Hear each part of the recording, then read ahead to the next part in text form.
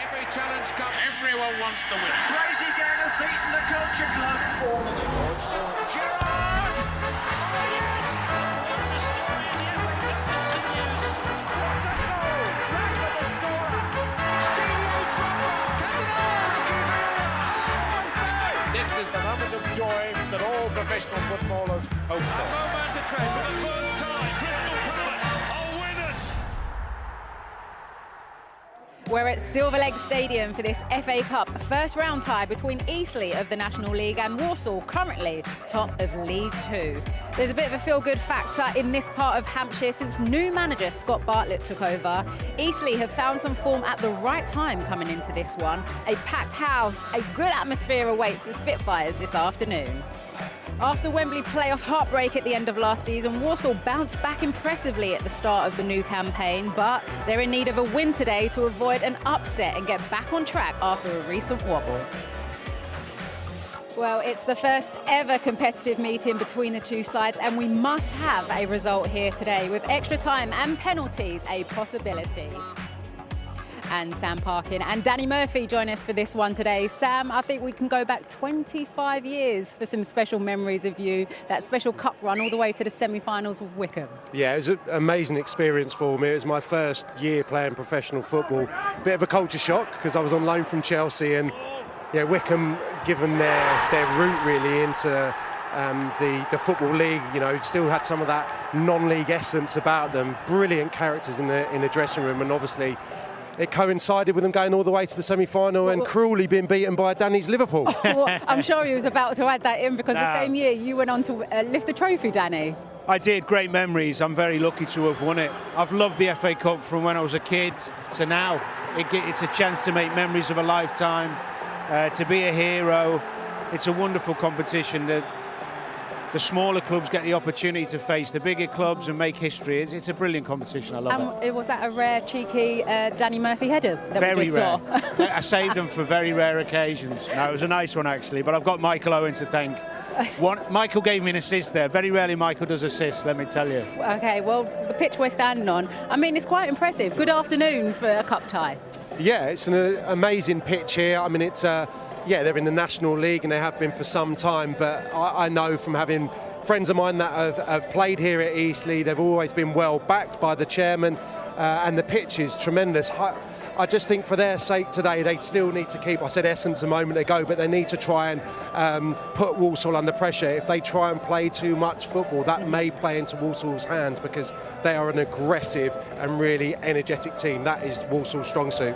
Well, Eastleigh have managed to beat EFL opposition in the past. Back in 2023, in fact, when they beat League One opposition Reading in stoppage time. Absolute scenes.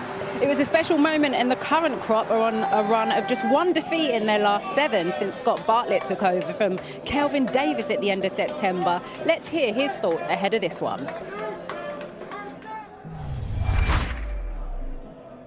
Scott, still early on in your managerial career here at Eastleigh. How much of a bonus is it to have such a big occasion so early on? Yeah, it's brilliant, really. You can see there'll be a good buzz here today. It's yeah, look, it's a little bit of a nice distraction from the league. Like you said, I haven't been here long, but we've had 9 games already, so that's come around very quickly. And it's just, look, what it did give us was a clear week to prepare. We haven't really had that since I've been here, so we're still finding out a lot about our own players, as well as trying to prepare for Matty's Walsall side. And when you talk about preparing for the Walsall side, obviously they're a step up in terms of the league ladder, but you're not going to change your approach, are you? No, that's just me. I don't. We just try and be better at what we do all the time. We're like you said, we're really early in our journey, but we have got a bit of experience in our team as well. Quite often when you get to this stage of the FA Cup, you find that some of the teams that are playing the higher teams have got players that have played at that level or beyond that, and that's the case with us. Yeah, well, the new manager's come in, he's changed things. Has he changed freshened what up exactly? The playing style, Sam? Yeah, I think so a little bit. I think in time they'll become more expansive. I think if you look at his record historically, he was at Forest Green, which have been a possession side probably for the majority of the last decade or so. Western-super-Mare, of course, at the level he was probably operating with with a good squad for that level. And I think sometimes when you come in mid-season, it's making small little changes, not changing too much drastically.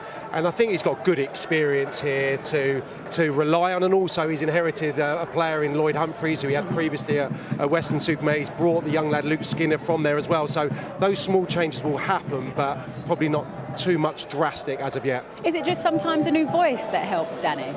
Fresh energy, fresh ideas. I think also for those players on the edge who've maybe been on the bench or on the periphery, they get a new motivation to impress the manager, and the ones who have been in the team and maybe taken their places for granted, they have to raise the game as well. I think the other crucial thing with a new manager as well is it gives the crowd a lift. You know, they've had some bad results. The crowd get frustrated, and a new manager comes in, everyone gets positive again for the season. Is there something to be said about that underdog mentality going into today's game as well? I know you've been on both sides. I have. Well, I started my career at Crewe, and we had days out, you know, where we were the underdog. And I think when you're the underdog, you want to prove yourself to the hierarchy of football, if you like. The other team, the supporters who you're playing in front of, the TV might be there. You might get some if you score a goal or you do something good, you might get on Match of the Day that night. All those things motivate you to want to be a giant killer, to want to make a memory, to want to be in the history book. What are some of those players then that want those moments today when we're looking at the Eastleigh team? Yeah, well, I think Magukin, the centre forward on loan from Rotherham, 21 years of age.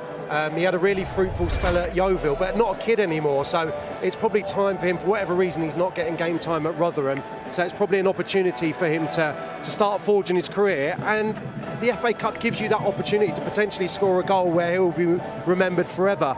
Good mobility. Looks like he's going to have Harvey Saunders alongside him. Those two are very, very dynamic. So I think their athleticism could cause Walsall a lot of problems. Okay, the manager was speaking earlier in the week. It's about making sure that they start well, Danny. But what does that look like? Good intensity, winning your first tackle, your first header, playing some percentages, don't overplay and invite them onto you and make a mistake and let them in the game. You've got to get the crowd behind you. And that means one big tackle or one shot or just one bit of quality, but mostly the concentration to not give them anything early. OK, let's turn our attention to Walsall, because they've made it to round 5 on 6 previous occasions. And Matt Sadler's side sit top of League 2, but they are without a win in their last 3 games. Let's hear his thoughts ahead of this one. Matt, I saw you say that you expect this to be a cracking FA Cup tie. Yeah, fully expect it. They're going well in their league. Manager's come in and done really well. He's a very good guy, Scott is. So we expect it to be a really tough game, undoubtedly. And yeah, it's a good one for us to look forward to, one to enjoy. We want to put our best foot forward on the game and enjoy it ourselves. So yeah, in the makings for a good tie. And I saw you said that you don't think that there's a massive distance between the two clubs, despite the fact you're in the EFL and they're in the National League. I think that's clear to see with National League clubs now. I think it's not like what it used to be. I think that's very much so in the past in terms of seeing National League clubs as non-league. It's not like that. It's just in name, especially with the types of money that's being thrown around in the division. So I think anyone in football recognises that and sees that. Obviously it makes for the story, but that's just me making the point, and that's how it is now, and that's good, because as we see clubs that have come up from the National League in our division, everyone's very competitive. Yeah, great to hear from Matt Sadler. And I suppose when you think about the end of last season and some of the players that he's lost, how do you assess what he's doing this season? Done incredibly well. They had to rebuild the squad. They lost the majority of their leading lights, if you like, to higher levels. That shows how well they did last season. Not only that, the hangover that you inevitably suffer.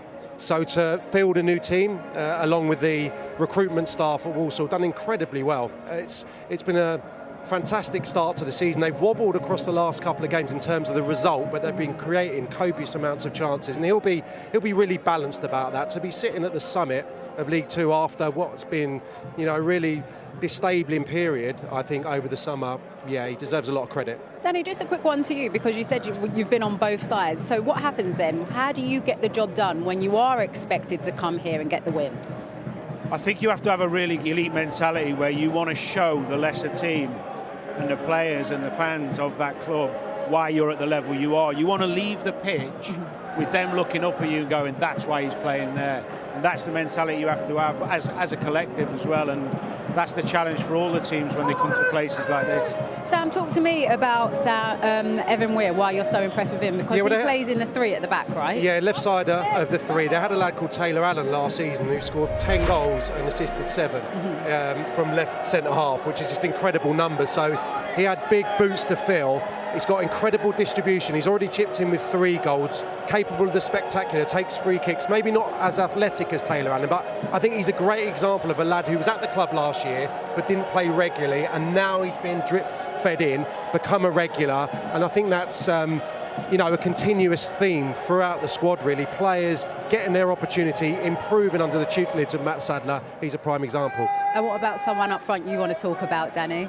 Kanu? Yeah, Daniel Kanu, he's from the academy at Charlton, who have produced many good players over the years. Top goal scorer, he's got 4 goals in 11 already. He's a real threat, being talked about very highly. One to watch today. He's going to be a real handful for them. And then talk to me more about that mentality that's going to be said in the dressing room ahead of this game to make sure that all players are focused. Well, I mean, you've got to be self-motivated, but a manager needs to make sure they're aware not to go on the pitch and think just because you're a league above that you're going to walk the game and have a egotistical attitude where you don't have to do the basics right. Do the basics right, match the effort, match the commitment, then the quality will come through. Yeah, absolutely. I think it's the carrot is there for both sides. Obviously, as Danny says, the team from the higher up the pyramid, they want to show the lads at National League level. That's why they're there, and the National League players will want to put a marker down today. But this is a tough game for Eastleigh. Going back to what I said earlier, if they overcomplicate things and try and play out and try and be a little bit intricate, that will play into Walsall's hands, because they are so aggressive and they will put it on Eastleigh from the outset. Okay, Sam, Danny, thanks for now. Well, manager Sam Bartlett said earlier in the week a cup run is all about the memories. Will Eastleigh be making some here today up against Walsall? We are about to find out. It's time to hand you over to our commentary team for this FA Cup first round ties. Matty Upson alongside Mark Scott. Thanks very much indeed, Alex. Afternoon, everyone. There's nothing quite like the early rounds of the FA Cup, is there? The Eastleigh side, there was some talk that they might match up to Walsall's shape, but it looks like a back 4 for the Spitfires. Keeper Nick Townsend is an Antigua and Barbuda international. Aaron Pierre's played for Grenada, while Jordan Cousins has represented Jamaica and brings a wealth of experience with over 300 EFL appearances under his belt. He also played in Charlton's FA Cup quarter-final defeat to Sheffield United in 2014. One of Walsall's 3 changes sees a former Eastleigh man come into the Sadler's side as Vincent Harper slots in at left wing back. The Kenya international made 71 appearances over 2 seasons here. Daniel Kanu and Aaron Pressley have been blossoming in attack together this season, with 20-year-old Kanu, who's on loan from Charlton, getting 4 goals in 11 games. At the other end of the age scale, 36-year-old Jamil Matt and 37-year-old Albert Adoma are amongst the Sadler's subs. That expertise and age may well stand Walsall in good stead this afternoon. And speaking of age and expertise, here is Matt Upson, and on that point you do wonder if that could be a decisive factor this afternoon of being able to deal with occasions such as this. It can only help, you know, the maturity, the understanding of the game, the being able to manage and handle the game is hugely important in these kind of cup ties. It is a lovely place to play, I must say. Sun's out, the pitch is looking great, but that experience will help Walsall today, you feel? It is a wonderful afternoon here at the Silver Lake Stadium. 5,000 capacity ground, the home of Eastleigh since the 1950s, but over the last 15 years the ground's undergone some major improvements, as has the team. Upwardly mobile and looking to try and make the step up into the EFL for the first ever time in their history as well. So it will be Walsall to get us underway in the white shirts, kicking from left to right. Lee Swaby is the referee, and just a reminder, we are at a VAR free stage at this stage of the FA Cup.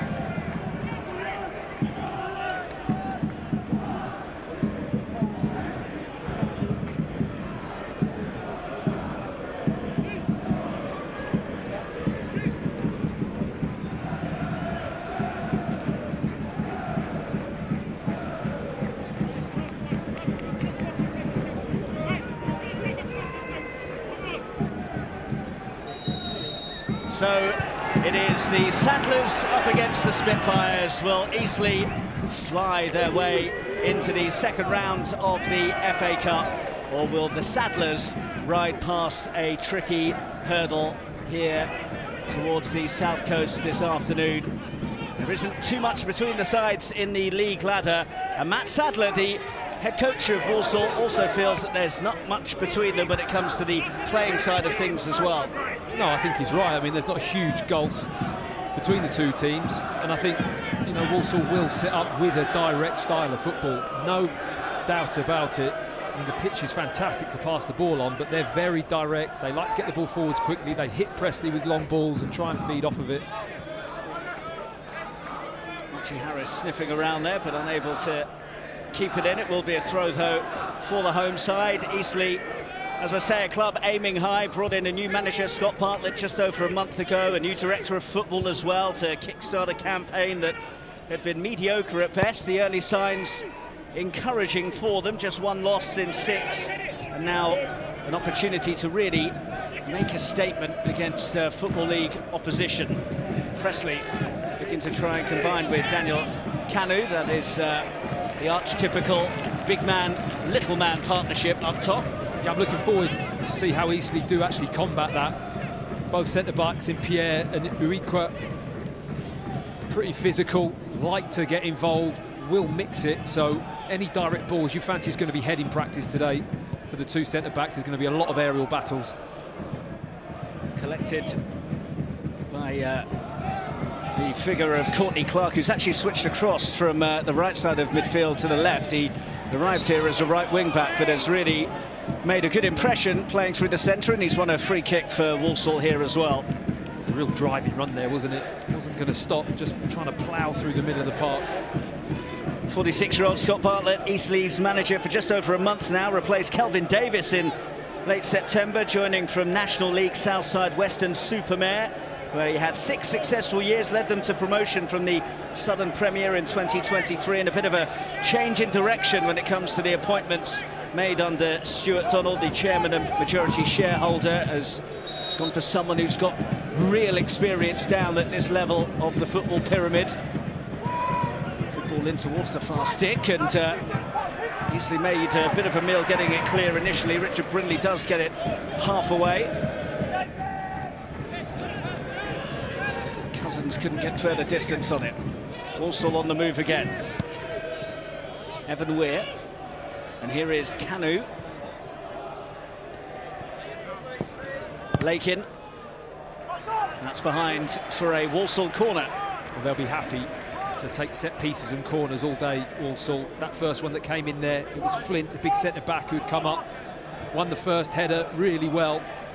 And you just feel they're going to win that first contact all the time. So he's got to be super switched on for Eastleigh for any kind of second balls in the box.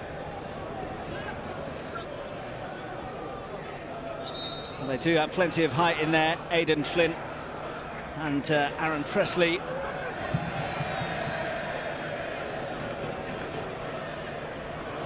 Well, the referee's going across here, but also there's some treatment needed for Jordan Cousins, who's on the deck at the moment, and Eastleigh won't want to lose his services given the amount of experience that he brings to the table.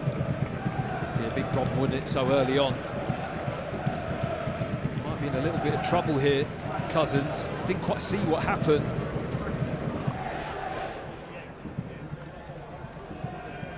Looks like they're going to be forced into an early change here with Kieran Evans, the attacking midfielder who actually was playing in League 2 last season while on loan at Newport, and played a full 90 in the 2-0 loss against Walsall last December, coming on for Cousins, and this is a hammer blow for Eastleigh when you think about the fact that Jordan Cousins has over 300 EFL appearances for Charlton, QPR, Stoke, Wigan, and his last club, Cambridge, as well.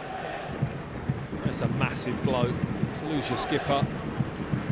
It's the voice on the pitch, orchestrating everything, trying to run the centre of the park, and he has to come off in the first 5 minutes of the game. Real shame for him.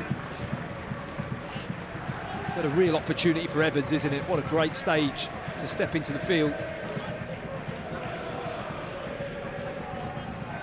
He's looking to kickstart his career, Kieran Evans, opposite end of the scale really to Jordan Cousins in terms of not having a great deal of higher level experience under his belt. Frustrating time for him while he was with Cardiff City. 11 games in 5 years there, just a handful in the Championship before he left in the summer to join Eastleigh, who say that they fought off competition from other EFL clubs for his services. Now a chance to show his abilities this afternoon against league opposition. So taken and all the way across, and it's in, and Walsall are in front. Well, it was an absolute horror show at the back. Evan Weir arriving. Nick Townsend left red-faced as the side in the white shirts take the early lead. Well, it's a real mix-up at the back. Nobody really deals with the ball in. I mentioned how these set plays are going to be what Walsall are going to want to feed off all afternoon. And this is why, big ball into the box. They're looking for Weir at the back post, but it just doesn't get dealt with. There's a little bit of holding in there. But Saunders just mistimes the header. Needs to try and get a flick on this, just to glance the ball away. And it just hits Weir, and it bundles into the back post. Really horrible goal to concede so early on. Well, that's 4 in 14 games for Evan Weir this season. The Irishman who joined from Drogheda United.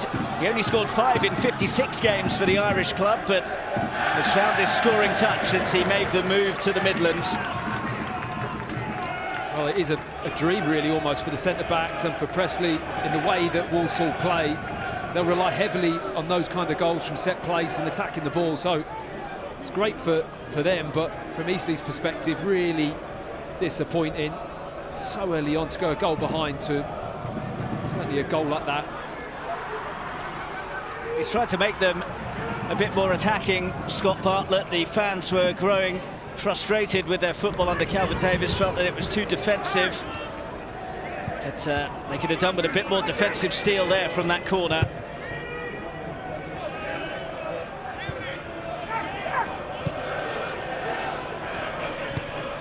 And this is where they need to keep their heads. Big stage, big build-up ahead of the game. Awful start.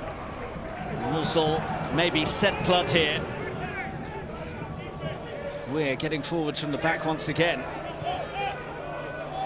Here's Aidan Flint, who scored a comedy own goal in the defeat to Cheltenham last weekend, but aside from that has been absolutely excellent. A really shrewd acquisition, given the amount of experience that he brings to the Walsall setup. Flint there again. Humphreys jostling for it. Tidied up, though, by Lundstrom. Well, we see in the Premier League how important set plays are, don't we? Not just being attacking in set plays, but defending them as well. And there's just a bit of a mismatch there with Saunders and Weir. Whether or not the injury and the substitution doesn't help, does it, in that kind of organisational sense? They're just switched off for a moment, that's all it takes. Harris with the throw. Too much on that. There's the first touch of the game for Miles Roberts in the Walsall goal on a season-long loan from Watford in the Championship. Hasn't made a first-team appearance for them since joining in early 2020. Humphreys to no one in particular. Evan Weir, though, with a bit of a full step there. Pressure applied by Saunders, but it's safely home to Roberts, who has then lumped that straight out of play. Well recovered from Harper there. for Walsall. Half an opportunity if the touch had been right and really had the pace to get through. Pierre to Harris. Flint read that and left a fair amount in as well on McGuckin. Got to look for McGuckin a little bit more though. Every time Harris gets the ball, he's looking to use his left foot and just spin that ball in behind Flint. Looks to be their best chance at the moment for me. That kind of movement of McGuckin in and around Flint and just trying to spin in those spaces down the side.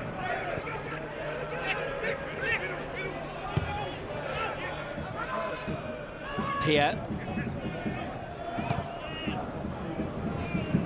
McGuckin misjudged the bounce, so it's easy for Flint to get it all the way back to Miles Roberts. Also top of League Two at the moment. Early in the season they were top and clear by a fair distance in January, but came up short. An almighty collapse from the Saddlers, which saw them end up losing in the playoff final to AFC Wimbledon, and that actually led to some fans questioning Matt Sadler and his position, given the way that they fell apart. Had a little bit of a wobble at the moment, but still top of League Two at the moment. The point was made to me that if it had been the other way around, they'd had a roaring finish to the campaign and just missed out in the playoffs. There'd be a lot more positivity. It always feels better, doesn't it? You know, if you're coming in late and you nearly get there, it's a pat on the back and well done, great effort. If you've always held that lead, you just look like you've given it up at the end, and it's always a worse feeling for sure.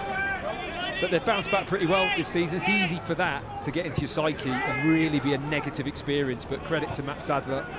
He's got the team back on track and fighting away at the top of the league again. It's tight though, isn't it? I had a little look. There's only like 4 points between 10th and 1st, I think, in League Two, so super tight.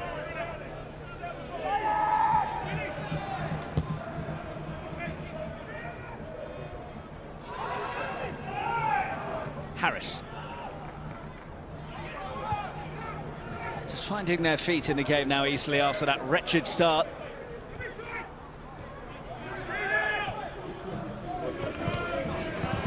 Lloyd Humphreys ran out of road, and it will be a Walsall ball in his second season here after joining from Western-super-Mare Humphreys, where he thrived under Scott Bartlett, winning back-to-back Player of the Season awards.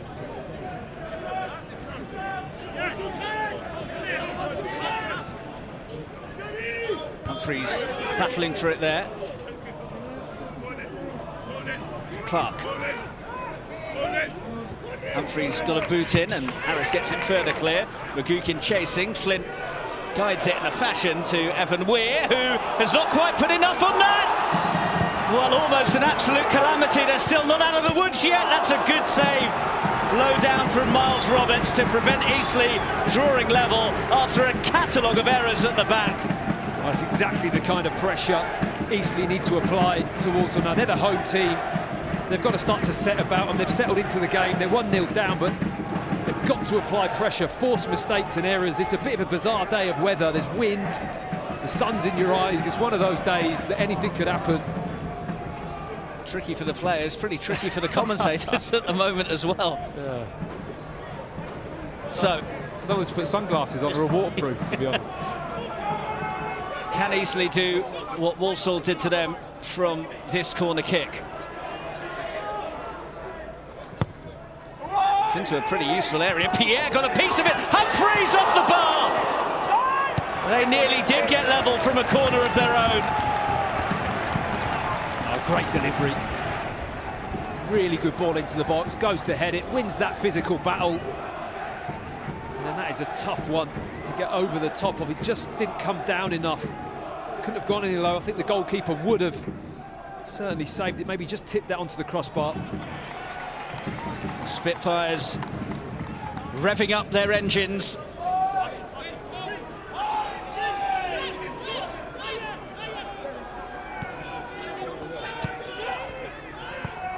Humphreys. Useful ball, and another chance comes and goes. This time it's Temi Uweka up from the back and not making the most of the opening. Both teams looking a little bit vulnerable for balls into the box, to be honest. Whether it be a set play or a cross, it's about working the ball into those areas and just providing the delivery. He's had an interesting season. Uweka, 6 yellows, 1 red and 2 goals in 15 league games this season. Nearly had another goal to his name there. Off centre back. I've been looking forward to seeing him. I saw those stats and I thought, wow, he could provide a bit of entertainment today. I saw those stats and thought, Matt Upson. Yeah. I was way more reserved than that. I wasn't that interested.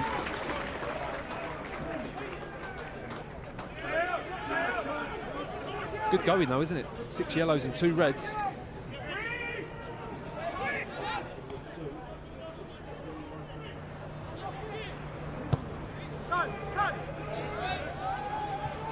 Uweka doing the day job again here.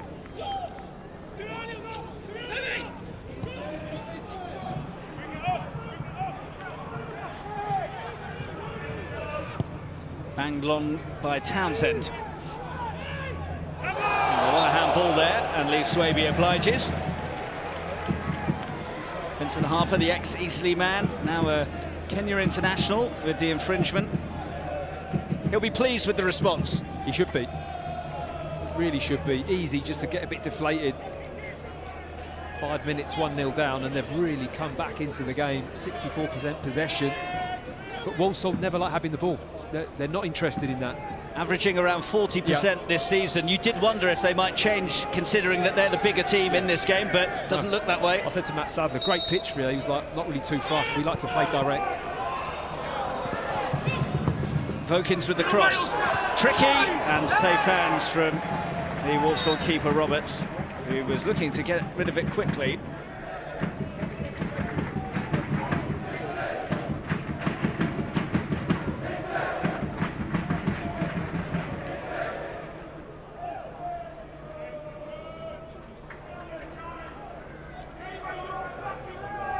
Yeah, Matt Sadler, 40 years of age, so one of the younger coaches in League Two, appointed in May of 2023 after he had been in interim charge. Had more than 500 appearances for various clubs, one of which was Birmingham City, as the first yellow card of the game comes out here. Aaron Pressley, the man who's in the dock. I think it's a case of Pressley just getting Uweka before Uweka gets him. Really does land one on him here, Pressley. Puts all his momentum and weight into the challenge. You can see so many of these kind of clashes and aerial battles today. Both teams not afraid to play long, but he just leaves that left forearm in. Very kind of dangerous sometimes. He doesn't try to really elbow him, he just catches him. The referee right on top of it. Doesn't look like Uweka's too shook up after that from Pressley.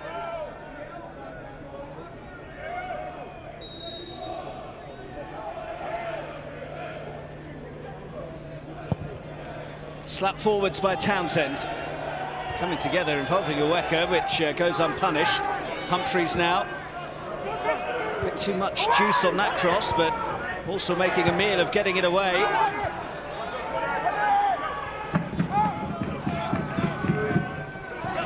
Harris. They'll be kicking themselves for the manner of the goal that they conceded, because it's been pretty even Stevens aside from that set piece that was converted by Evan Weir. Although, having said that, also with a chance to get forwards here. Lakin. Here is Weir. Lakin continues his run, collected by Kanu. Kanu didn't manage to keep it in.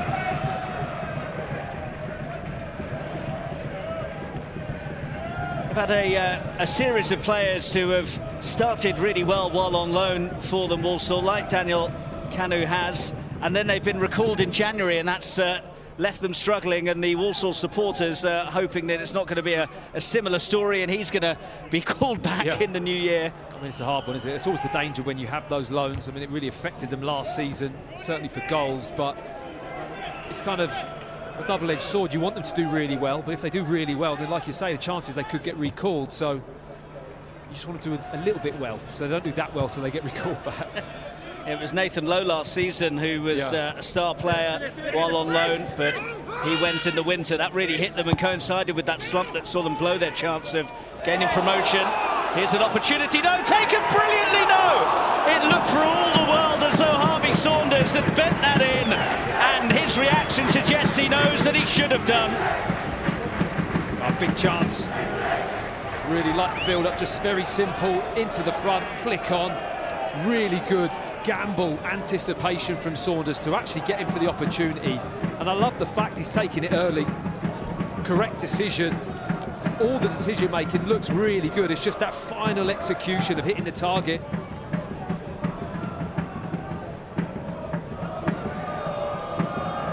He played in both games against Walsall last season for Tranmere Rovers. Should have scored against the Saddlers today for Eastleigh. You can see there, Eastleigh hogging the attempts and looking for another here. Good try, well gathered by Miles Roberts, but at the moment it's one-way traffic. You would not know they were 1-0 down, would you? They've really come into the game. Credit to them, the mentality they've shown.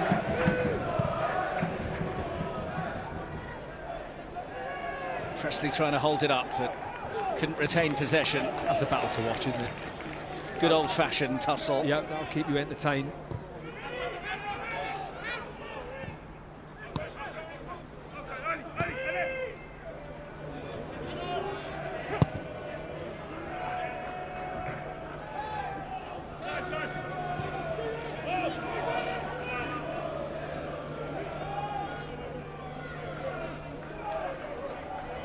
Roberts.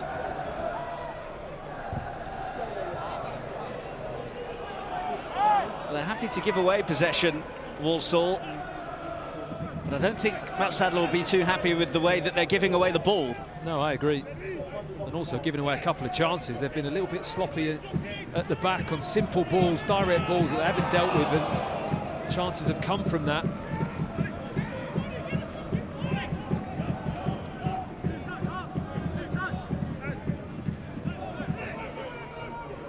Harper running into traffic, but it will be Walsall's ball.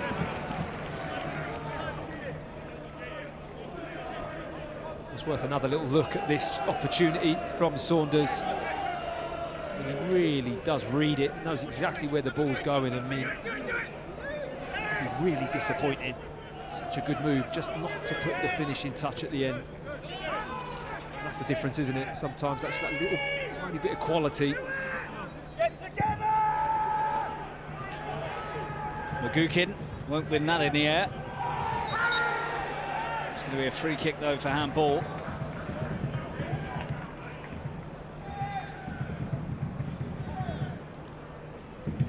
Also have made it beyond the first round in all of the last 4 seasons. They had disappointment at Wembley last term though, didn't they, in the playoff final defeat to AFC Wimbledon. They were so close to going up on the final day of the regulation season, but a late goal from Bradford denied them.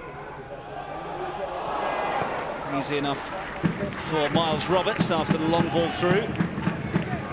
Got a little taste now, Eastleigh, of just feeling out Walsall. And kind of thinking they're a little bit vulnerable sometimes to those balls into the box. They're more than happy to stick any kind of free kick wide or from deep straight into the box. Magukin, they've worked that nicely. Low ball in, is handy and cleared behind by Evan Weir. And again, Eastleigh asking some serious questions of the Saddlers. Yeah, really nice football this time as well. Some good passing to move it wide, good early ball in, just uses the player there to whip that ball in, Volkins, with his left foot. Great cross, really inviting ball in. Will be Volkins with this corner kick then. Got his first Eastleigh goal in the last round against Hampton and Richmond, a cracking volley. One of the other goals he scored in the FA Cup was a stunner as well. That was for Southampton back in 2020. His corner here is useful, but is well met.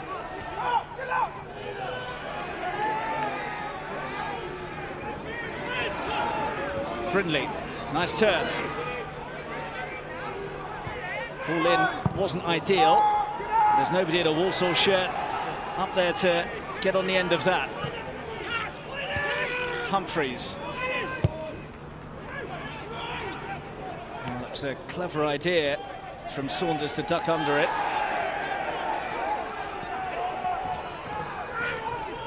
looked a little bit late. Referee happy for play to go on. Useful.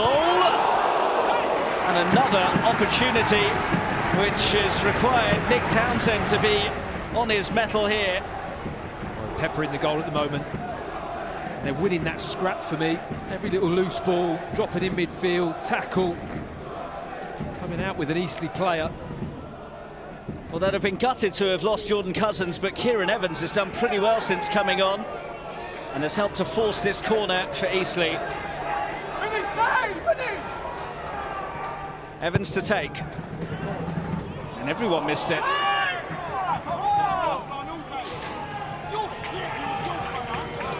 Well, every ball's going to go into the box now, you feel, from both teams, but Eastleigh have certainly got a taste of the Walsall back line now, and really feel if they put good quality in, they've got an opportunity, maybe not winning the first one, but certainly picking the ball up and creating something.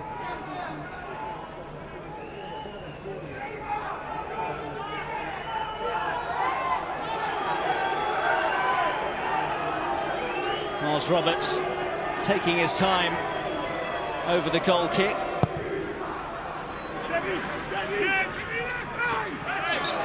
Came off Presley, but came off his arm.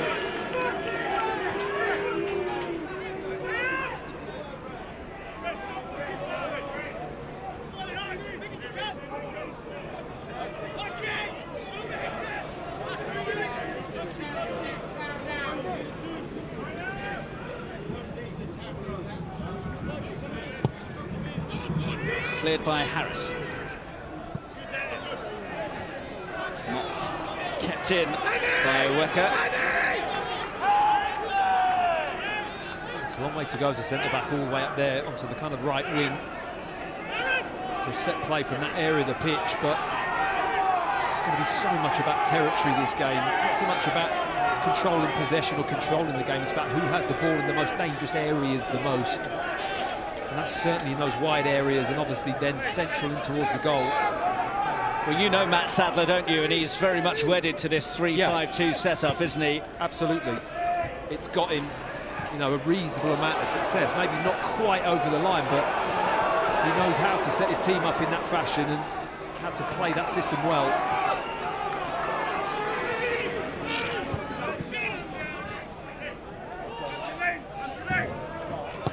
Kept in by Clark.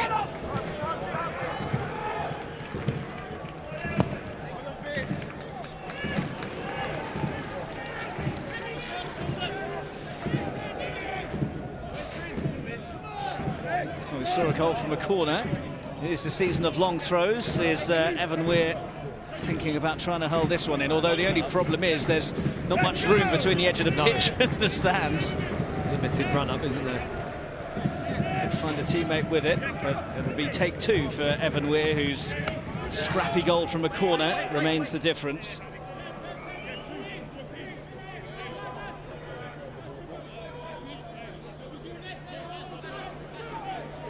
Have a go with this one though. Using as much run-up as possible. Presley making it awkward. Cleared eventually by Lundstrom. Weir. Harper. One more. As well as there being no VAR, I don't think we'll have any expected goals this afternoon as well, but if I was a betting man, I'd say that Eastleigh's tally in that regard would be a lot higher than Walsall's. It certainly would. Conversion rate not great at the moment, but they're creating the chances and they're applying the pressure, which is the main thing. Kanu has caused a problem here, but couldn't get his angles right with the hit. That's a bit of a let-off for Eastleigh, who have been on top, but nearly conceded a sloppy goal for the second time. Yeah, it was a horrible ball to deal with.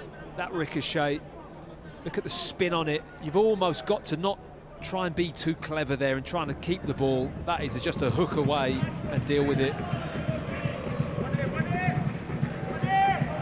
Who's won the corner though, it did get a touch on its way behind.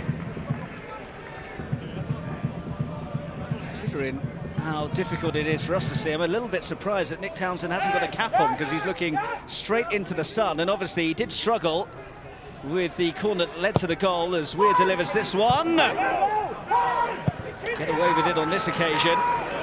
Magukin will chase. Harper has just about enough pace. He's got a bit of pace, Magukin, hasn't he? He's got that work ethic, leading the line for Eastleigh as well. Started the game really well. Evans, who really has hit the ground running after that introduction early doors for Jordan Cousins. It's not easy, that either. It's horrible when you kind of, game's just started, you've had the kind of anticipation and the feeling that you're on the bench, and all of a sudden you're on, bang. That's why always warm up properly, always be ready. You never know what's going to happen. It's a classic case. It's given away cheaply. Humphreys did score a long-range banger recently, but opts not to shoot there. Handy ball, which has to be guided behind off the head of Conor Barrett. And again, Eastleigh asking questions. They trail, but it's been their opening half an hour. Well, he credits them. They're always getting players in the box.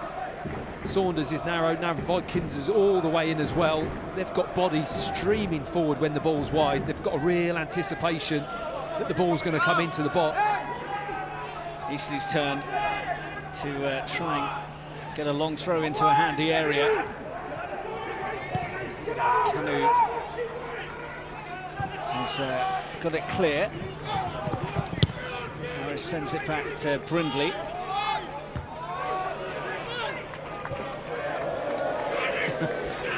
Well, he wanted a free kick there, Rico Brown, but the referee wasn't buying it at all.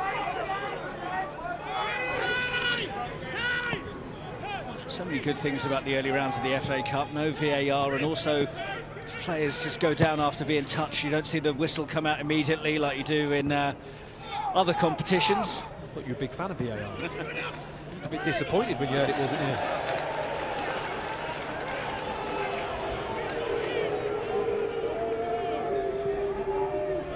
Matt Sadler said he expected this to be a proper FA Cup tie, and it certainly had that sort of flavour. Not been wrong, is it? It's definitely that kind of game. You're right, if it wasn't 1-0, I think you'd be really singing Eastley's praise, wouldn't you, about how well they've done. He's got a little bit to do, Matt Sadler, because this game is really edging into Eastley's favour. I know they're 1-0 down, but by far the more dominant team at the moment. And Walsall's lack of wanting to have the ball means they're never going to control games, but you just feel like there's going to be a set play or a cross or an opportunity. Kanu's going to do something and can create a goal, but all the pressure's from Eastleigh. It's ironic, actually, that Eastleigh have not taken a number of chances that have come their way today, because converting opportunities has been the problem for Walsall of late. 38 shots across the 2 games that they've lost recently, but only 1 goal to show for it, and being more clinical was something that the players and manager had been pinpointing, but it's their opponents who have not been able to take their chances today.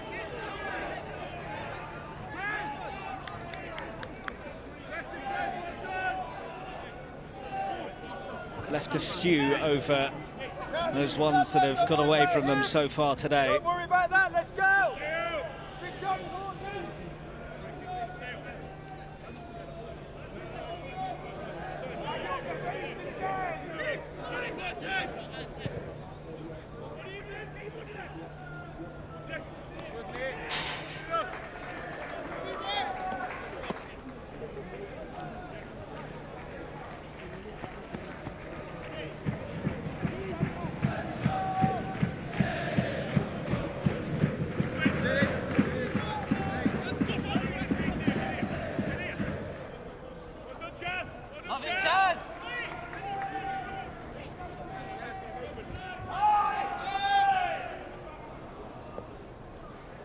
Lundstram. Oh, he's given that away to Canu. Presley's up there. Canu's lost it though. Good Harris tackle. stepping in. Really good tackle there. Ueka going to ground but winning the ball. Spun out to Harper. No foul. Harper thought about having a nibble, did so, got a piece of the ball as well, and then eventually the free kick is awarded after a number of swipes at the ball. Eastleigh again, winning that battle. They keep winning those small ones all over the pitch, and eventually it builds to something bigger. And that momentum, they need to keep that pressure applied, keep moving the ball, keep getting it wide, get crosses into the box.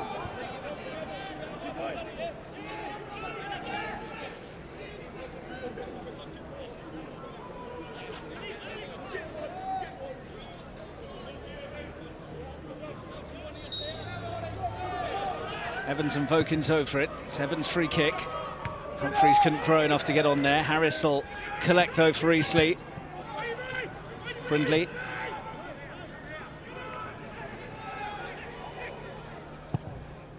Townsend nowhere near a blue shirt really, and now he needs to get back as Presley collects. Lakin.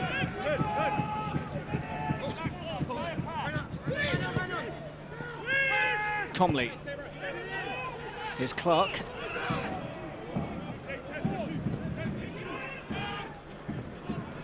Barrett. Home fans querying that decision, likewise Archie Harris. I think it's more just the momentum of Harris there. It's that first touch, just there, the second one comes inside, he just couldn't put the brakes on, and then that right leg comes out. And I think Barrett needed an invitation to go over it though. He was more than happy to go down. Dangerous position.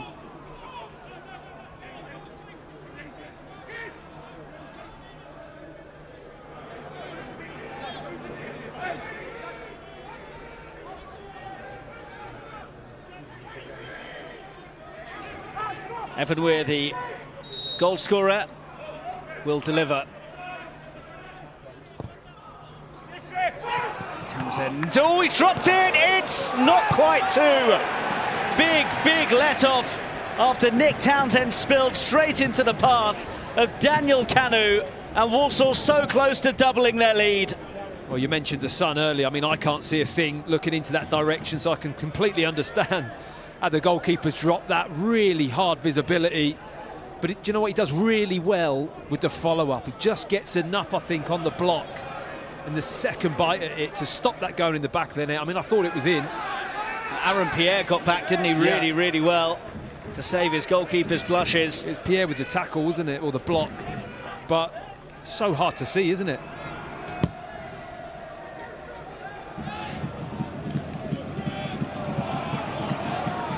Saunders just overran it. Lakin.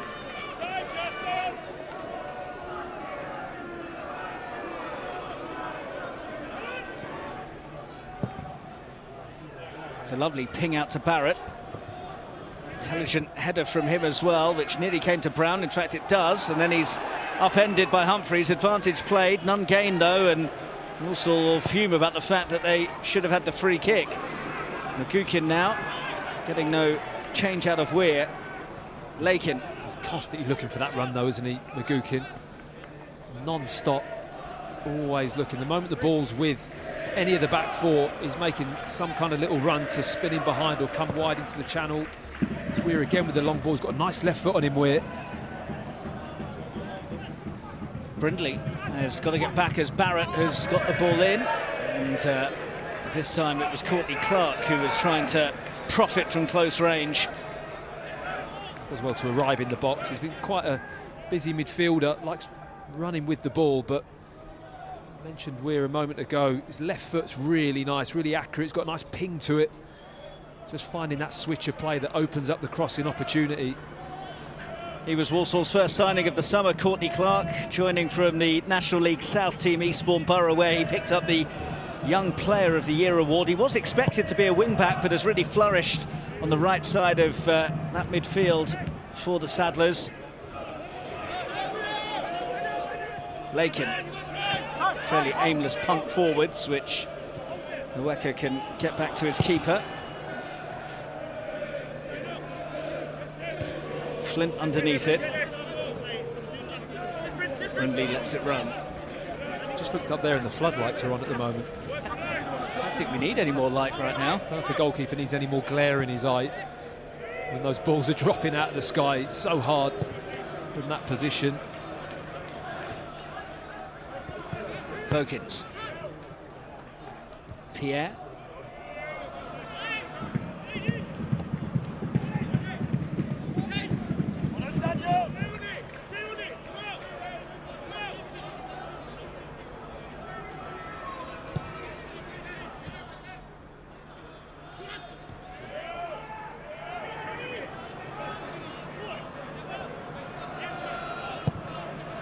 Townsend goes direct.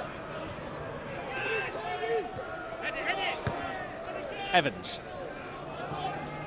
That was the right idea, but not the right execution. Sent home by Oweka.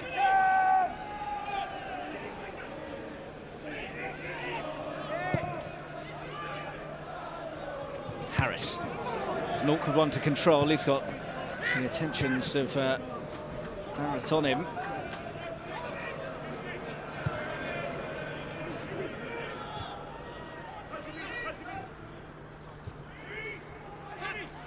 Walsall just squeezing up the pitch a little bit more and not allowing Eastleigh to have the opportunity to knock it short in midfield. I think playing the ball long has suited them though, hasn't it? If they lose that first one, to pick up the second ball in midfield and play from there. That's how the kind of game has gone so far. Eastleigh did really well to win that back, but Clark couldn't capitalise. It's with Humphreys, who's given it away to Courtney Clark. The ball's not been in the centre circle hardly at all, has it? It's either at the back or wide or straight to the front. Not playing through the middle much, either team. Humphreys arrows then out to Saunders. We're onto him quickly.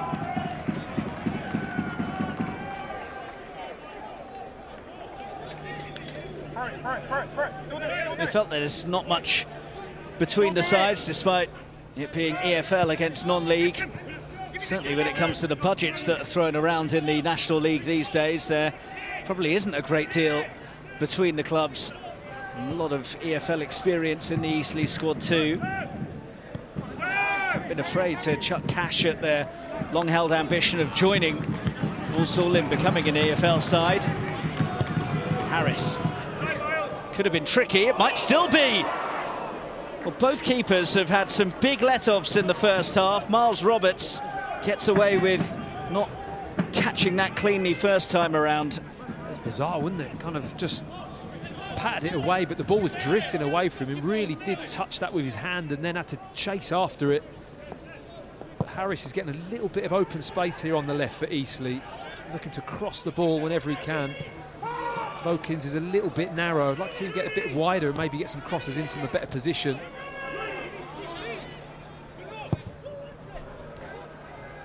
It's worked out for Evans. Vokins will chase. Barrett across there.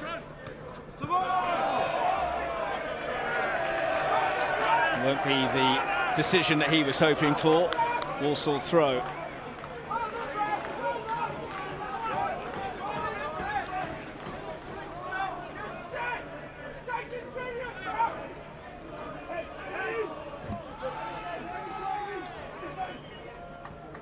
Pierre wins it ahead of Canu.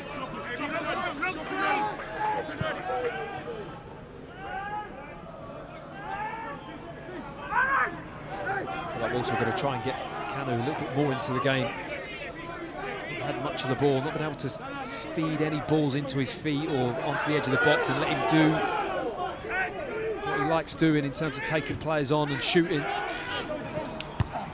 Flint wins that ahead of McGukin.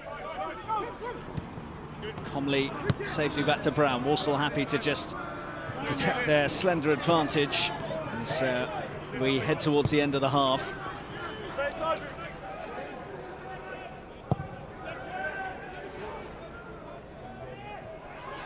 Presley wants the free kick and Pierre is seen to have taken him down and also collects a yellow card for his troubles too. Yeah, he just misjudges the flight of that Pierre. The moment he planted himself, he'd read it all wrong. He kind of stopped and then tried to adjust there.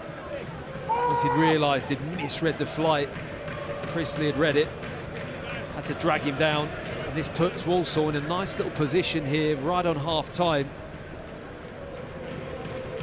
Well, they will be trying to exploit the sun that is in Nick Townsend's eyes.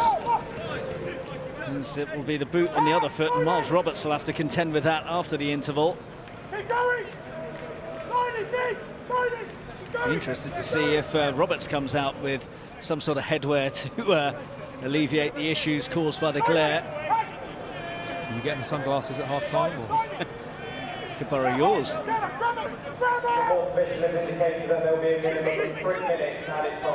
So we go into 3 added minutes with the goal scorer perhaps fancying a crack here.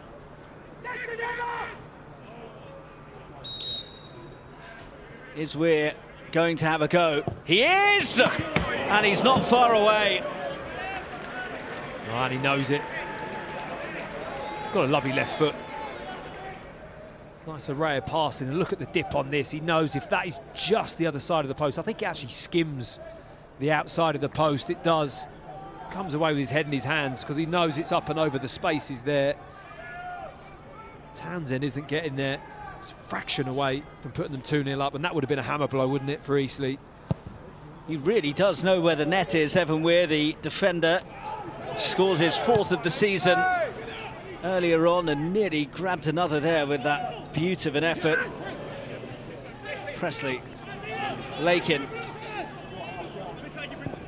Lakin's cross, Presley waiting, Harris away. Evans going the wrong way. It will be a free kick and a chance for Eastleigh just to reset and try to ensure that they don't slip further behind on the stroke of half-time. It's a strange half to kind of analyse for them, isn't it? They've done really well, but probably a little bit grateful that they're not 2-0 down. But on open play, he must be really happy with how his team's bounced back from going down.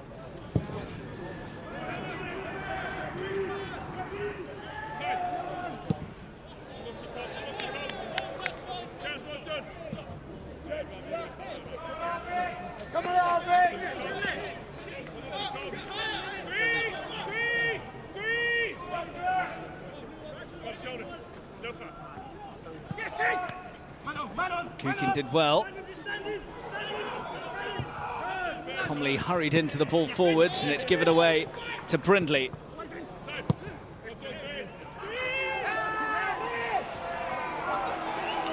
Presley's appeal falls on deaf ears.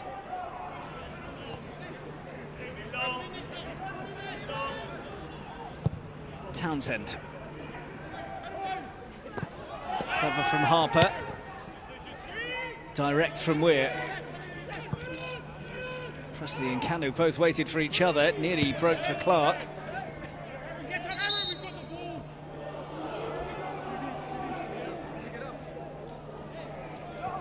The referee's brought it all the way back to that knock for Priestley. But Pierre just puts his arm in again. He likes to lead with the forearm a little bit, Priestley. Very kind of that old-fashioned big number 9. Wanting to throw his weight around a little bit and hold the ball up for his team.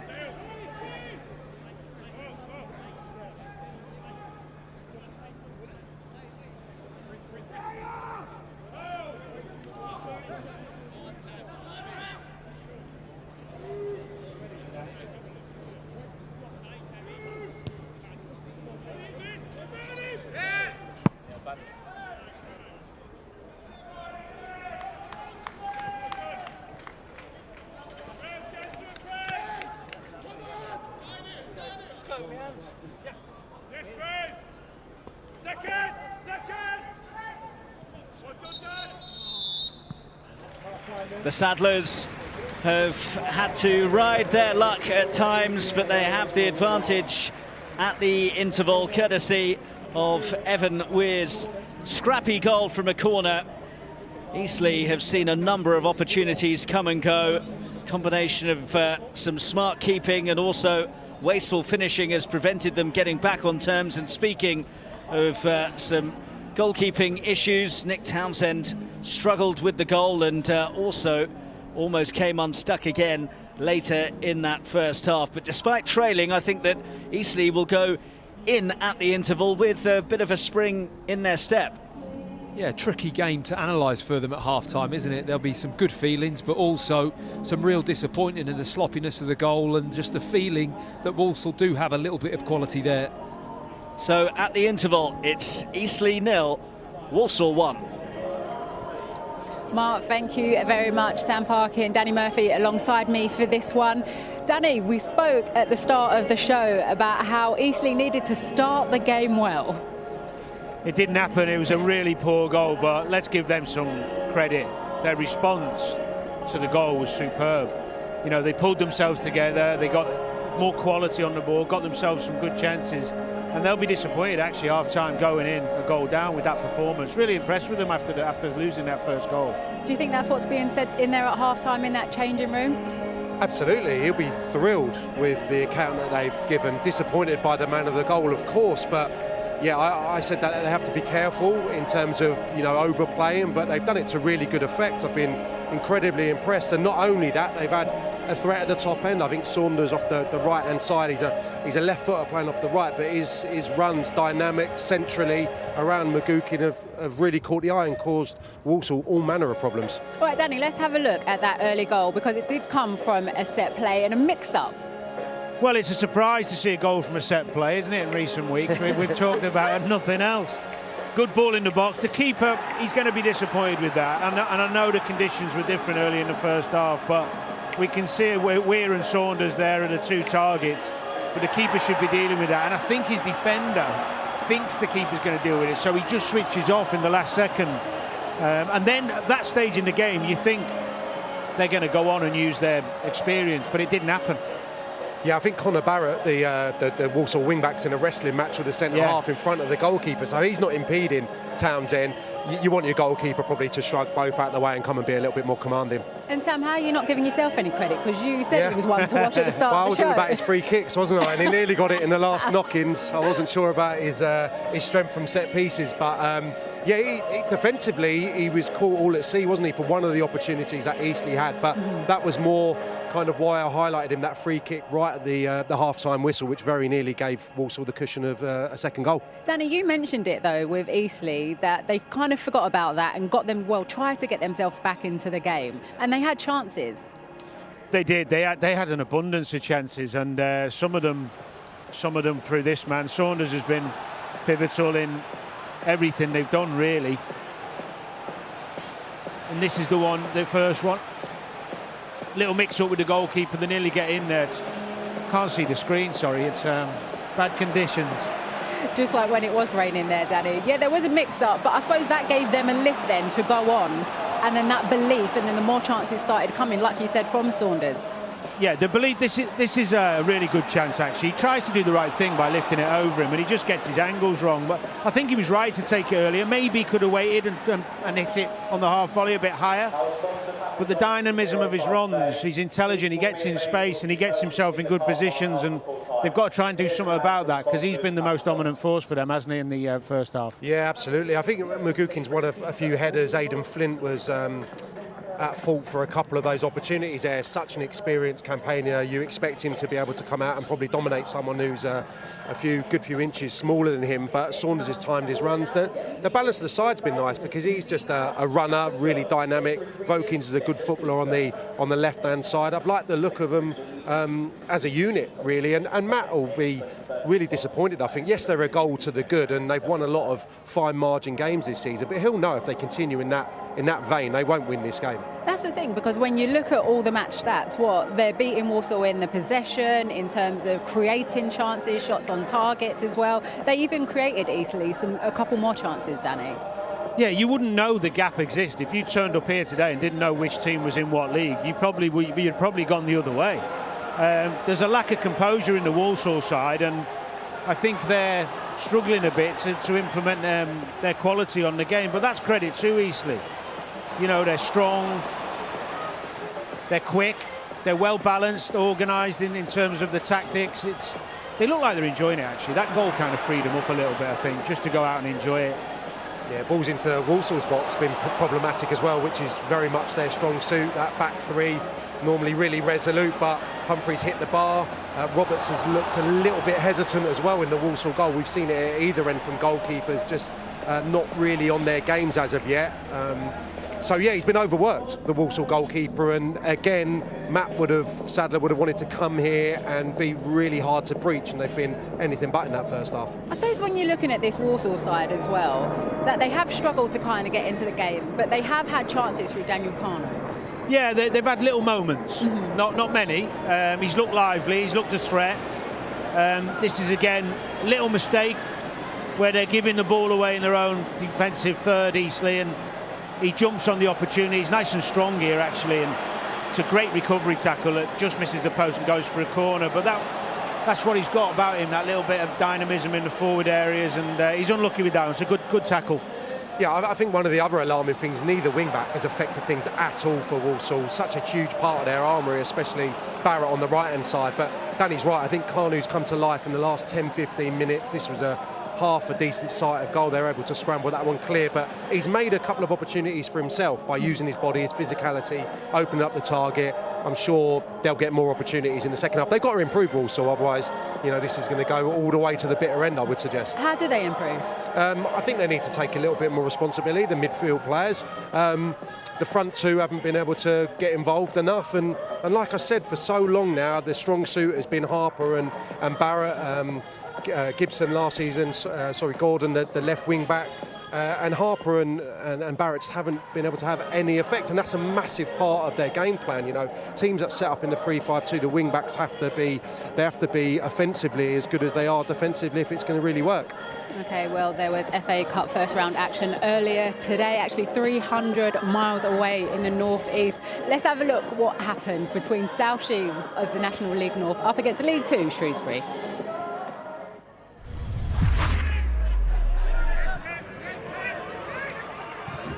Maybe an opportunity for South Shields to venture forward for the first time in the match, with Blackett into the penalty area and just wide of the post off the boot of Sedwin Scott. Well, there's an early shot across the bows for Shrewsbury.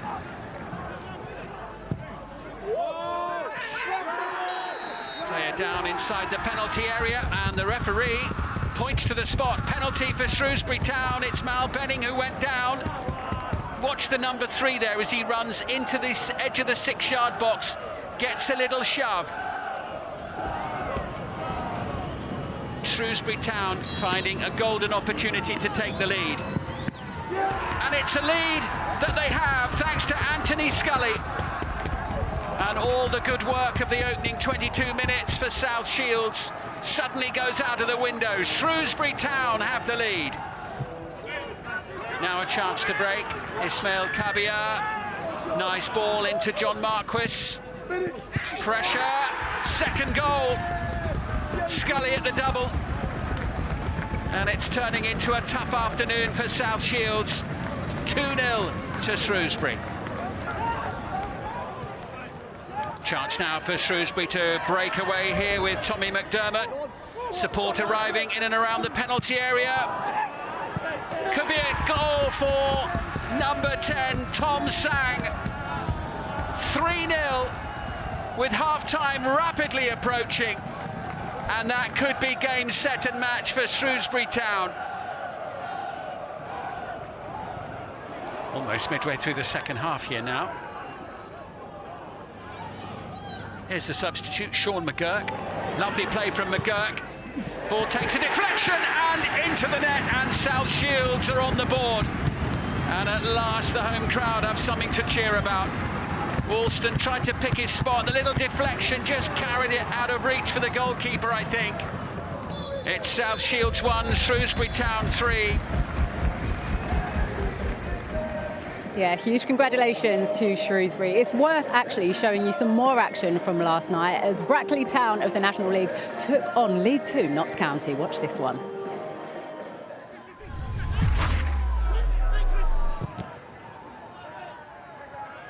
Dean's touch was heavy, out as far as Norburn, and now it's Jones. Lofts in, good ball, Jesser with a header, Notts County with the lead. When those two combine, it usually brings reward for Notts County. Wonderful delivery by Jody Jones, and Jatta, the main man.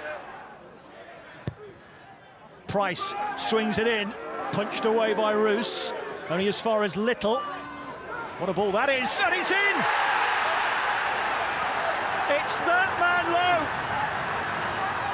Roos dealt with the first one, but not the second. Tossed in with extra spin by Little, and Lowe is there to nudge it home, and Brackley are all square. Jones has found Grant, who's in, and he's around the goalkeeper and then stumbles. Penalty. He seems to pull his leg out the way and fall over. Oh, I don't know about that one.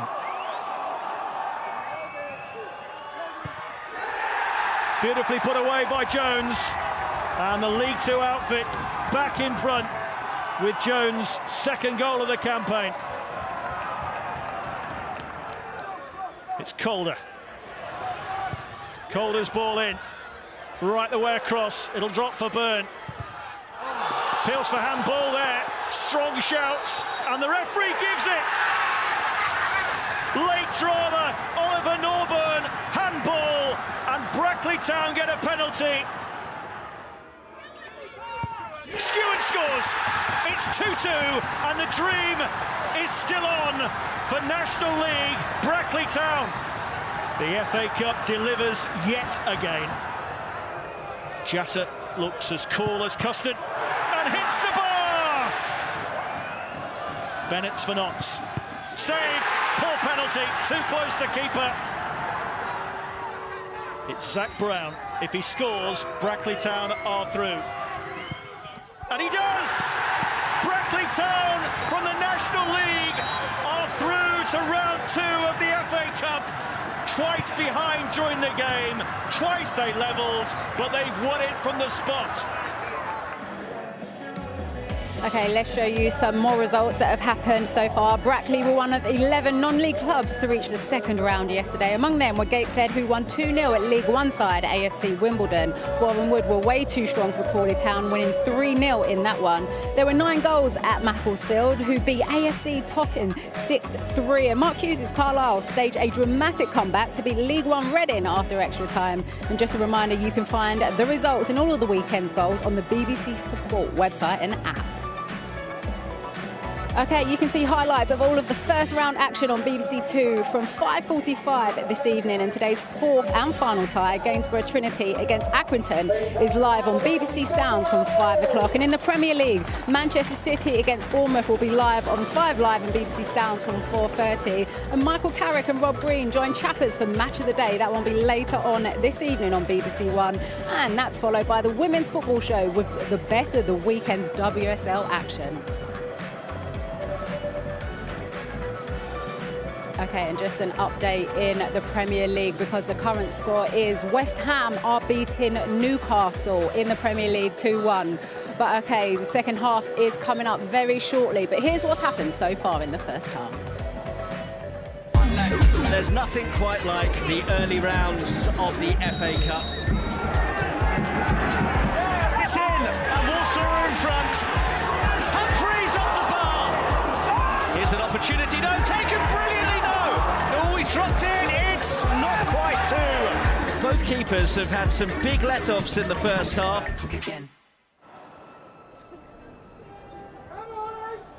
Okay, let's get you straight back to our commentary team. Matty Upson alongside Mark Scott. Cheers, Alex. Yes, the sun seems to have relented a bit now, and shadows cast over the pitch here at the Silver Lake Stadium. No changes from either of the managers at the interval, and Eastleigh in the blue will get us underway in this second half.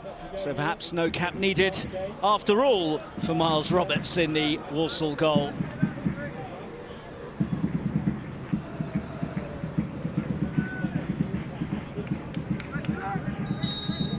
Also having a better time of it compared to their last visit to this neck of the woods in the FA Cup. That was in the 23-24 campaign. They were thumped 4-0 by Southampton in the third round on that occasion. Well, the scoreline is in their favour. The balance of play hasn't really been. Eastleigh kicking themselves for the fact that they are trailing by that goal to nil. They've been really disappointed. It's been a good account they've given of themselves at home so far, bar that goal. Created some good chances as well. I mean, I think that's been the thing I've been most impressed with.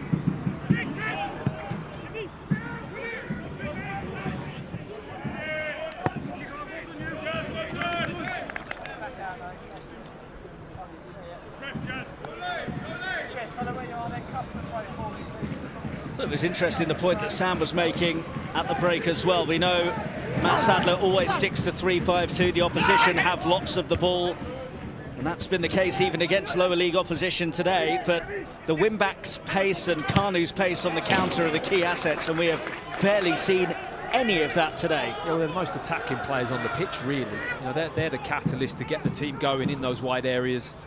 I mean, they haven't been able to feed the ball into them in any good positions, but just lacking that little bit of energy up and down. Brindley. McGugan will chase. Flint will send it back. First time pump forwards from Roberts. Presley, excellent hold-up play, well anticipated by Lundstrom though. Every time that ball goes over Lundstrom's head, he's got to switch and go and try and win that second ball. Anything dropping down in that midfield area is going to be key. Mentioned the fan base here, the facilities, and how good the pitch is when he spoke about being appointed as Eastleigh boss. He also pointed out that he was here when this place just had a tea hut in the corner. Amazing to see how it's developed, and he's been following that journey and is hoping for an FA Cup journey. Need a goal though. Walsall on the attack. Evan Weir. And a good piece of work from that left boot of his. Recycled by Harper. Barrett. Picked off by Vokins. Kuken got there first.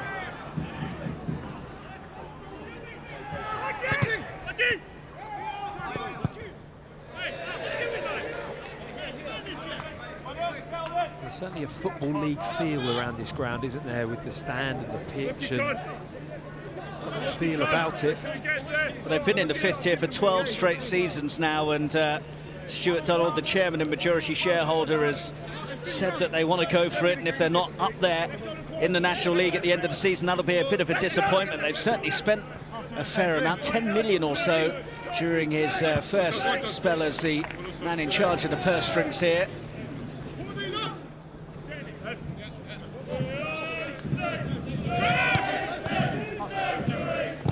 Harris. Pierre.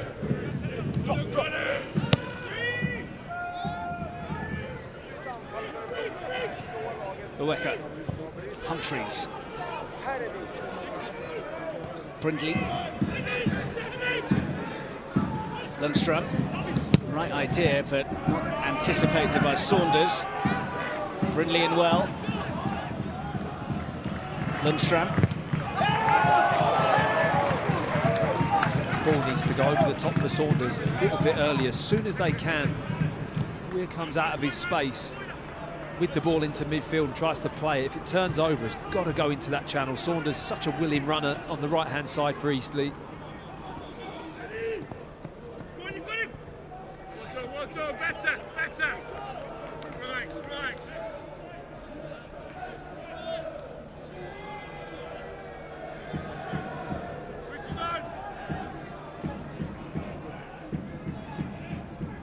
Clark's flick. Presley and Pierre again going at it. They are both on yellows though, so they'll need to try and keep it in check. Weir, lovely pass. Kanu, 2-0. Real moment of class there from Daniel Kanu. Has put daylight between Walsall and Eastleigh. They have not had many opportunities today, but they've gobbled up a couple that have come their way, and now it's a tall order for the non-league side. Eastleigh 0, Walsall 2. Kanu with his 5th of the season. A cracking finish. First real time seen him get any kind of space and run. There's a big gap there between the centre-back and the right-back for Eastleigh, but take nothing away from the finish. He has to hit it early.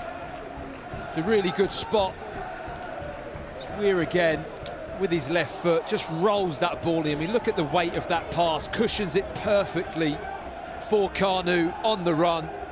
But that's a brilliant finish, high and into the near post. You can either go across the goal there or exactly where he puts it, and it's a brilliant finish. Well, the problem has been converting their chances of late. No problem for Kanu there, the 20-year-old who's made a massive impact since signing on loan from Charlton. That's his 5th now in 12 games, and they will be wary that he might be another who's a big hit on loan and then gets taken back in January. I mean, Weir's been the best player on the pitch for me today so far. Not like you to pick out a centre-half. A left-sided one either, but it's just his left foot and the detail on his passing, accuracy. He's obviously scored. He's had a really good afternoon so far from that left side of a back three. Had a big influence on the game. It's harsh on Eastleigh, but these are the harsh realities when you play a team further up the food chain.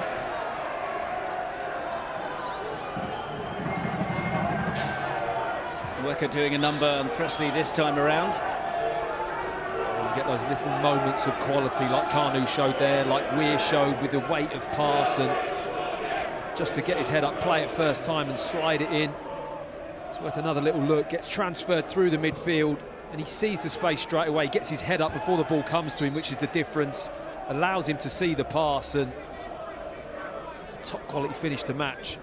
Said that his move here was motivated by the chance to learn from the likes of Jamil Matt, who's 36, and Albert Adoma, who's 37, well over 1,000 career appearances between them.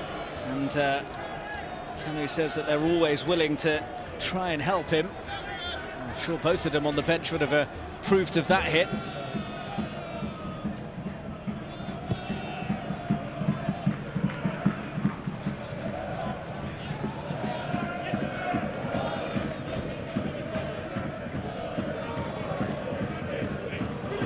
Chasing. Humphreys. They responded well to the goal that they conceded in the first half. They need a similar kind of response now. Kanu, though, causing problems again. It's good, strong keeping from Townsend.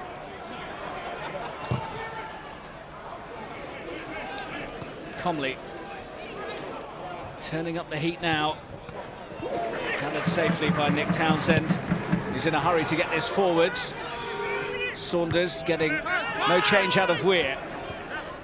They look far more in control now, Walsall. That second goal's just kind of bedded them in. Humphreys just hesitated and has then lunged in on Courtney Clark. Lakin. Harper. Corner.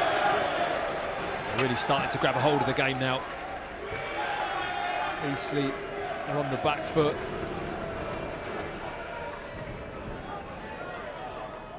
And here's the tackle a moment ago. Does well to get away with this one.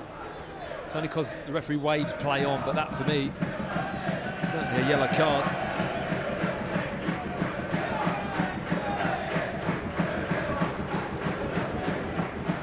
He's been industrious though, hasn't he, Clark? He's got real energy about him. Matt Sadler spoke to me about him before the game, about how much energy he's got. He's a little bit kind of raw in that sense, but tackling, driving with the ball. It's a really solid game. Young, hungry, and wants to get better. I saw Matt Sadler describe Courtney Clark as. Some have been surprised as to how well adjusted he's been after the step up from non-league, although he did feature under Wayne Rooney when he was with the Derby under-21s. Townsend struggling to get there, but so was Aaron Presley. Horrible situation for Eastleigh to find themselves in now. Well, that's the challenge, isn't it? Can you pick yourselves up and get something, get any kind of momentum into this game? Because at the moment, Walsall are in full control.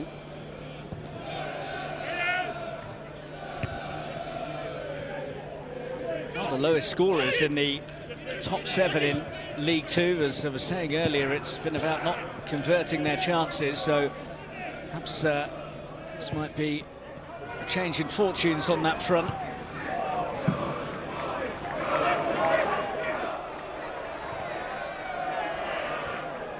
Lakin.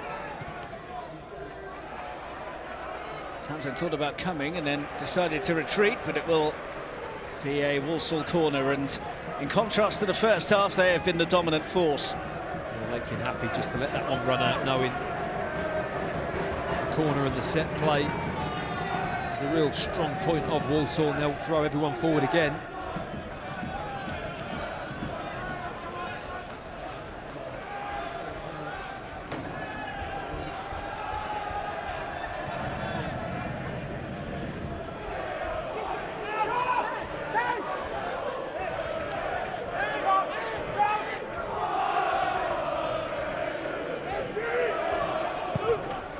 Clark lifts it in. Who did that come off last? It's Walsall head, so it will be a goal kick. Weir just won the header under a bit of pressure. Problem for Eastleigh is they don't have much experience to call on from the bench. Ethan Jones and Kobe Killick, both youngsters who have been drafted in. Aaron Blair missing today, the centre forward who joined in the summer from Maidstone United. He's their top scorer this season, 6 goals in 13 games, but absent due to a hamstring issue. So not much that Scott Bartlett can really call upon from the bench.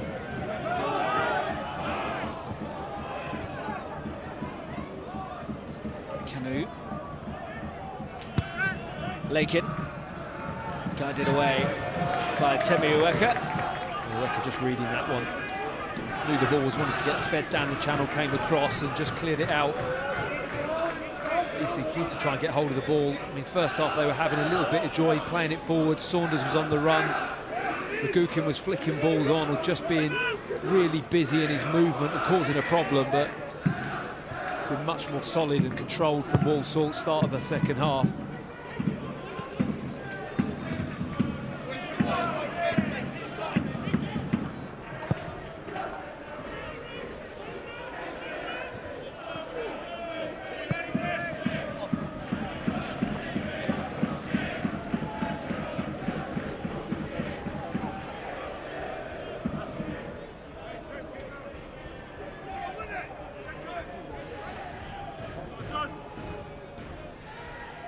Saunders edged off it by Harper. Up and under towards Canu, which doesn't reach him. Tried to pull his hand out of the way there, did Magukin, and then felt he was fouled. And I have to say from here, looked like he was. Lakin. Canu. Oh, lovely touch. Canu! Arguably a more presentable opportunity than the one that he stuck away. Yeah, he's really starting to show his quality. Enjoying these little positions that he's picking up. Received the ball with his body shape totally open. Look at his first touch, he's ready to go at the defence, skips inside, just can't quite find that far post.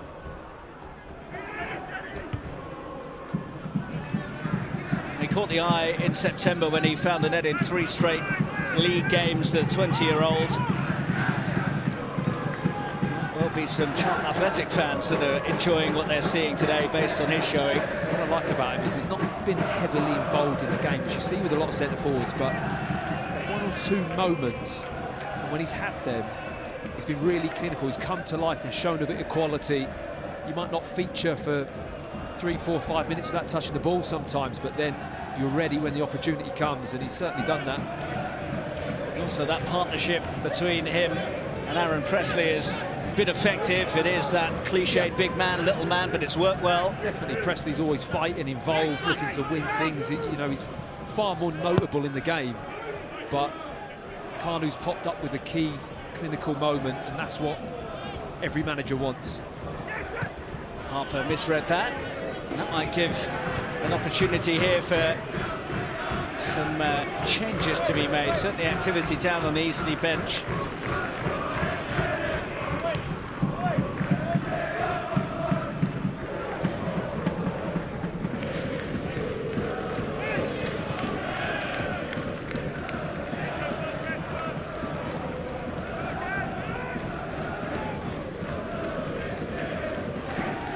Where?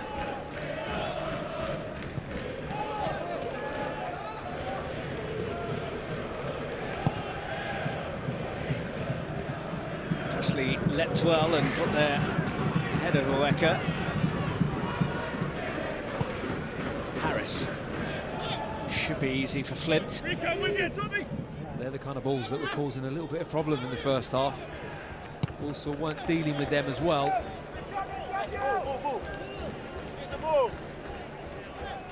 Well, here comes Eastleigh's second change of the game. This one tactical rather than enforced after Cousins had to go off injured early in the first half.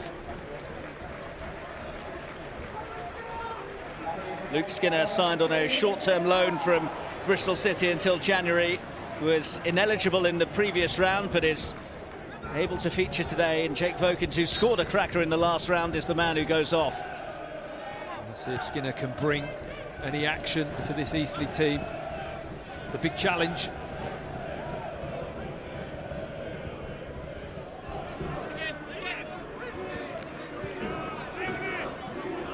Humphreys. Evans. Humphreys with the big diag looking for Harris, and it will find him as well. Harris was not quite expecting it and then couldn't make the most of it. He nearly got on the end of that, didn't he? He's pushed a lot higher up the pitch now. They're searching for that lifeline back into the game. Got to try and get the fullbacks in more advanced position. Well, they've lost just once in the 6 games since Scott Bartlett took charge at the end of September, but it's going to take something special to avoid losing today. Kanu. Harper. We're thought about the hit. Well, we've been singing his praises today, but made a right mess of that. It was on the right-hand side, wasn't it? Not his favoured foot. Tried to let the ball roll across his body. Might execute that one as well. Nick Townsend will take the goal kick. He kept a clean sheet on his debut for Antigua and Barbuda in the 1-0 win over Barbados 3 years ago. It's quite a nice fixture, isn't it? You didn't go out there and commentate on that one, did you? Put your hand up first for that one, didn't you? Could do with that on a day like today.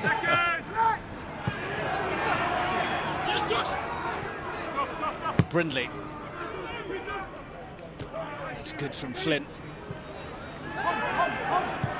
Presley involved in another rough and tumble. Lakin let it bounce, which wasn't the right call. Heaved out by Comley. I agree, don't let it bounce. Anything like that in that area. To it before it bounces and deal with it.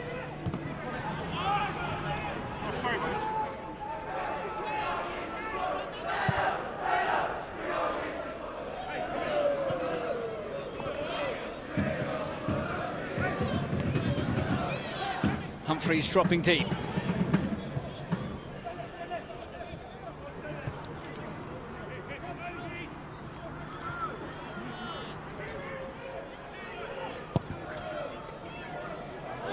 Ball, Saunders. Laid off nicely, and Kukin's hit charged down. Still alive though. Harris pumps it in. Harper underneath it. Archie Harris again. Really good block from Weir there. Coogan really unleashed on that effort. It looked like he struck it cleanly as well.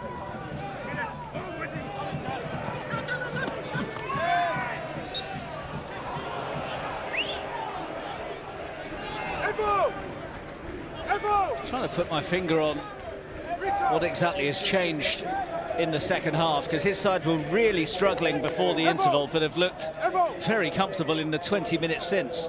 Yeah, they just look more together, to be honest, more organised, more dominant at the back. They've been better with the ball. I think if you're going to keep giving the ball away or not having possession, and I know they're maybe not set up to be a possession team, but the more you got the ball, the less chance that you're going to be under pressure. They've just been much more comfortable. Presley up well. Brindley guides it back safely. They also wouldn't have known really what they were up against either. Played against Eastleigh very often, or even at all, so it's always kind of settling into the game, knowing your opposition. I think once they've figured it out, it's been much more controlled in the second half for Walsall.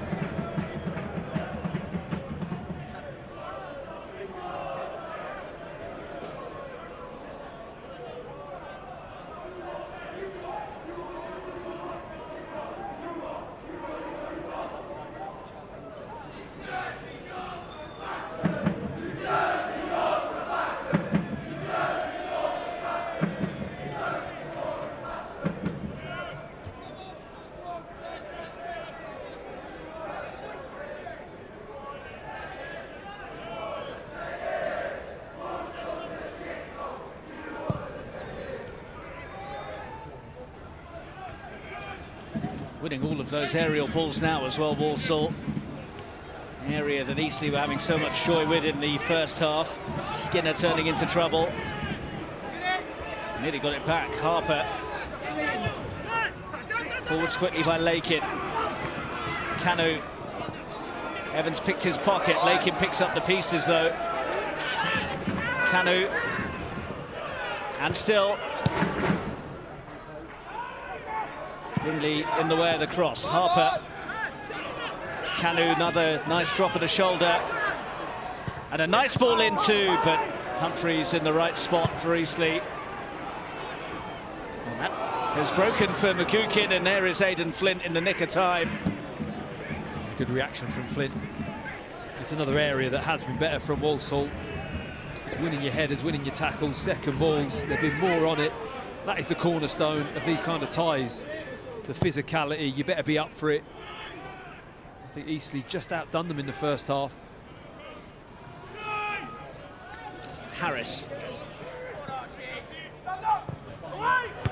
Lakin underneath it. At the expense, though, of an Eastleigh corner. A nice opportunity just to get the crowd up a little bit. Get your key players into the box and swing one in just to see if you can get the first contact and maybe it drops in the box.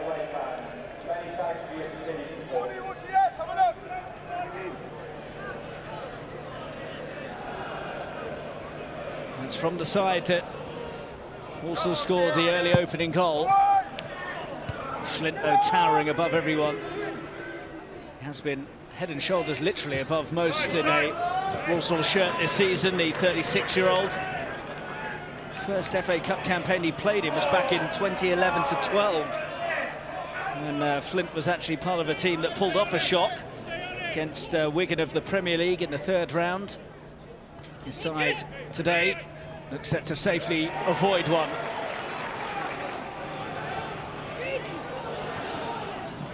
Flint read it well, but his clearance wasn't the best. Gets away with it though. Lakin carries forwards. Presley not exactly motoring up there.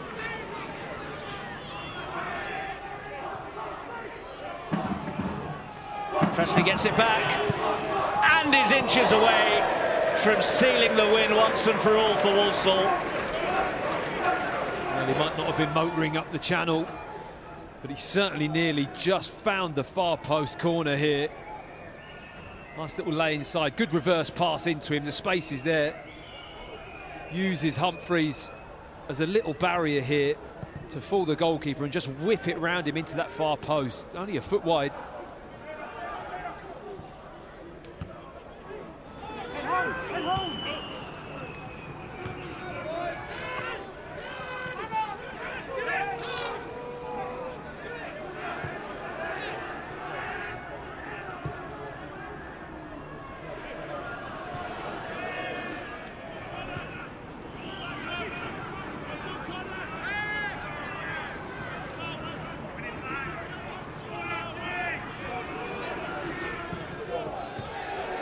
Presley appealing for something in the middle, but not going to get anything. Lundstram. Brindley.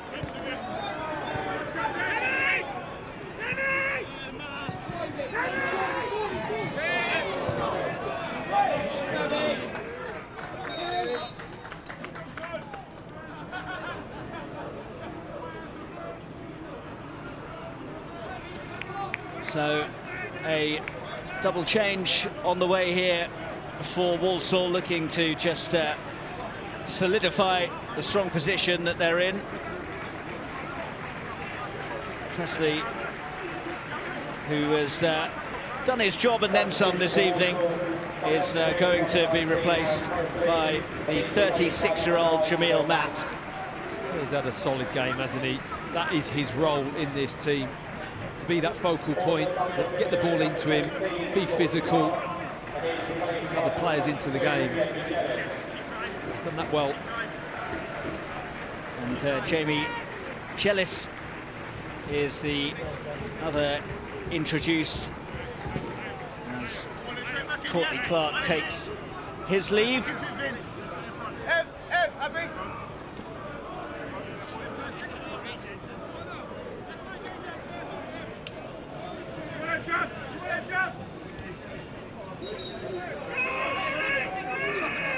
nice position for his side to be in. A switch things around in the week for the EFL Trophy victory over Chelsea's academy. It was interesting to see that even playing against the under-21 side, that they still had a Brazilian striker that cost about 16 million in the team. It's never easy coming to these matches, though, is it? When you're the team that wants to be taken down. Never an easy afternoon. That's why we love the FA Cup.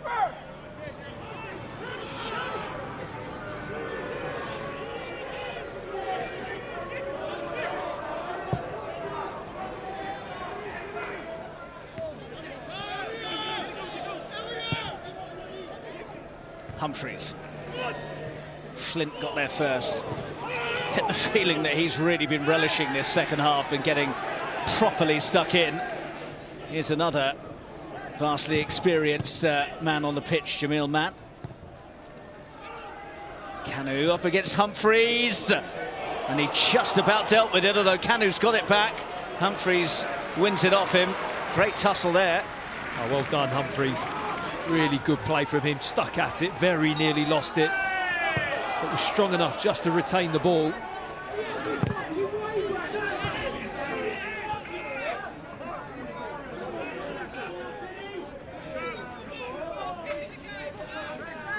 When he had to fight for every little bit of territory here.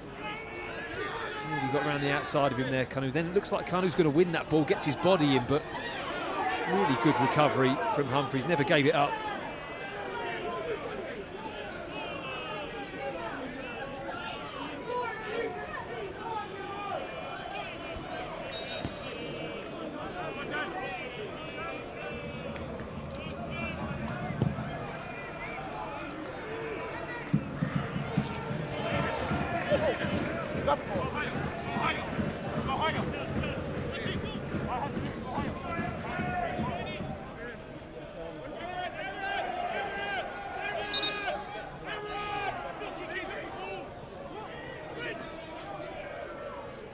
Can Eastleigh rustle up a grandstand finish?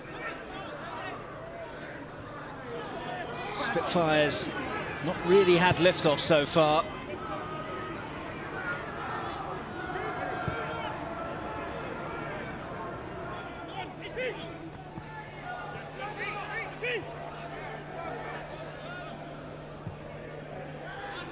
Wecker. Brindley involved. Don't think we knew where that had gone. Brindley's there.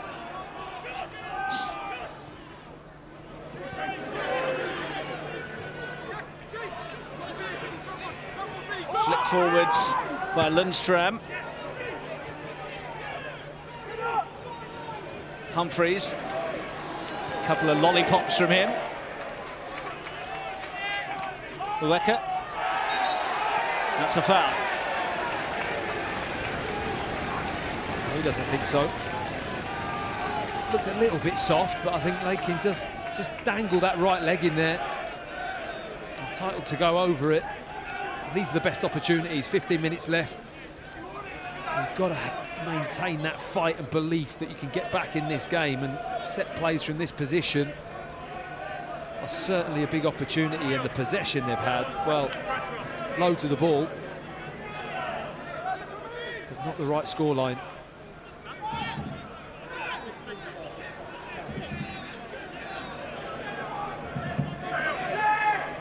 The thought that the angle here would favour Archie Harris, who does take it, but the referee saying that the whistle hadn't gone.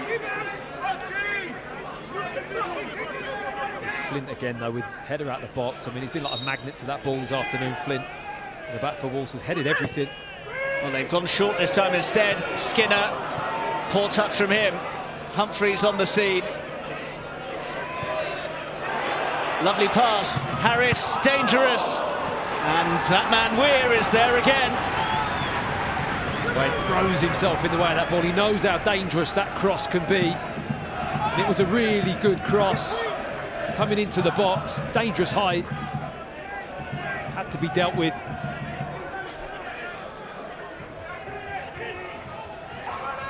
Archie Harris's corner. Jamil Matt underneath it. Evans showed too much of it to Brown. Rico Brown, oh, that's a bit casual, and they could be in here. Great save. Miles Roberts down with a strong leg to prevent Eastleigh turning it into a 1-goal game. Well, I just can't understand what they're dithering around with the ball here. There's a chance for a counter. They could be on the offensive, but choose to play backwards. He really has to get down quickly. I think just really focusing on hitting the target there. Well, they haven't had as many in this second half as they did in the first period, but that is another good chance that they have not made the most of. Pierre trying to get a piece of it, but it came off a Walsall player last. Where Brown disagrees. Brown thinks it just skimmed off the top of Pierre's head after he headed it. The sun's back out. Yes, it's the first kind of real passage of this second half where you feel they're applying a similar kind of pressure to the first half. Lifted in handily. Roberts can only claw it half away. Harris. Evans. Useful. Matt might be in here. Complete air kick from Brindley. And it's Jamil Matt to wrap it up, which he has done. Game over. Walsall through to the second round of the FA Cup. And one of the oldest swingers in town has done the job. Jamil Matt ensures those fans will make the trip north very happy indeed. Eastleigh 0, Walsall 3. Well, the moment Brindley really commits to winning this ball with like a flying air kick and doesn't make any contact, you know that Eastleigh are in big trouble. Throwing everything forwards, trying to get a lifeline at the other end. But that's a real mistake from the defender, but Matt does really well just to shift that onto his right side. He runs across the defender. He's got a chance of reeling him back in, but this little touch here just takes him onto the right, more comfortable. And then he knows exactly where that bottom corner is. He's been in this situation a few times over the years, and he makes no mistake there. More than a few times over the years. That's his 141st goal since making his professional debut with Kidderminster Harriers back in 2010, but only his first of the season. I was looking forward to maybe seeing Albert Adoma, who's another senior player, centre forward, and he's apparently got a Zimmer frame celebration, which would have been nice to see. Yeah. I thought you might have cracked that out when you got the odd one as well. I left the Zimmer frame at home.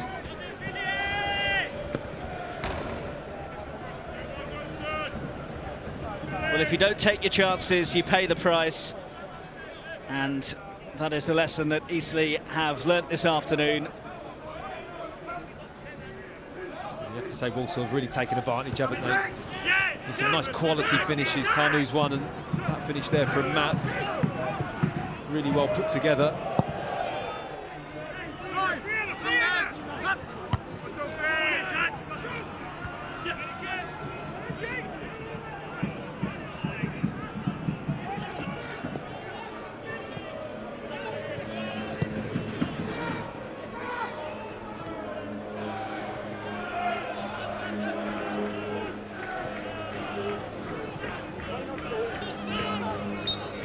There'll be disappointment for Eastleigh and their fans at the way that the game has panned out, if you can actually see what's going on at the moment, as the Sun takes charge.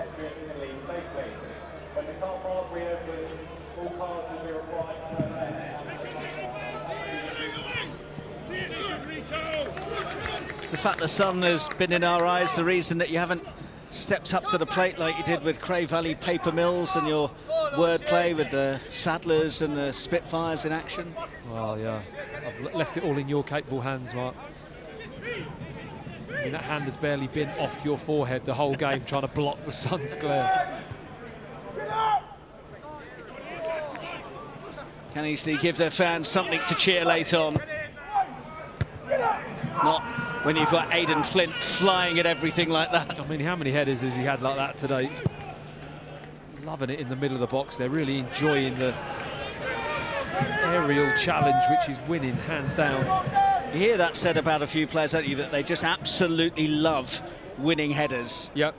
Yeah, but some people are drawn to it, and it's sort of like an instinct to be in the right place at the right time, and it really does suit that centre of a back three role.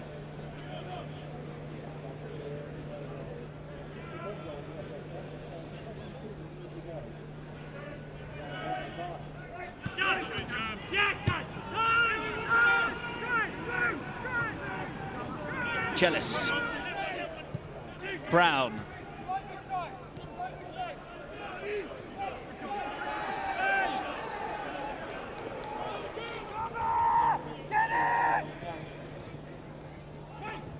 That's recycled nicely, but Lundstrom's touch let him down at the last. It will be a throw, perhaps a chance for a long one. We've got no real need to kind of panic here at all. Walsall, they're in full control. Yes, the long throw is going to come in the box, but they've got loads of numbers, loads of white shirts filling that 18-yard area. Well, you're going to get your wish, perhaps. Right. Albert Adoma's coming on. He's got, what, around about 7 minutes to try and find the net and furnish you with that celebration you're looking forward to seeing. And the other end of the scale, the 20-year-old Daniel Kanu goes off. If he finishes one like that, then I'll be more than happy to see the Zimmer frame celebration come out. So great for a young striker as well to have two senior players at the club, kind of feeding off that information and experience and helping him along.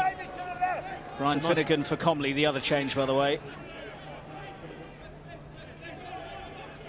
Well, he said that, as I mentioned earlier, that's one of the reasons that he came here, was being able to learn off those two. That's a big positive, isn't it, for any young player, and just creates a nice kind of atmosphere in the team as well. Here is Adoma. Doesn't look like he needs a Zimmer frame at the moment. Still going, Adoma, tracked by Humphreys. Adoma nearly got it back and has got a free kick. Yeah, hold of the shirt there. No complaints for me for the foul. I think the referee did see it. Adoma got round the other side of him. Humphreys had a good handful of the shirt. The referee could see it. 13 times he's played in the league this season, just the one start. Used to coming on late doors in games, and his last 2 goals have actually come in stoppage time.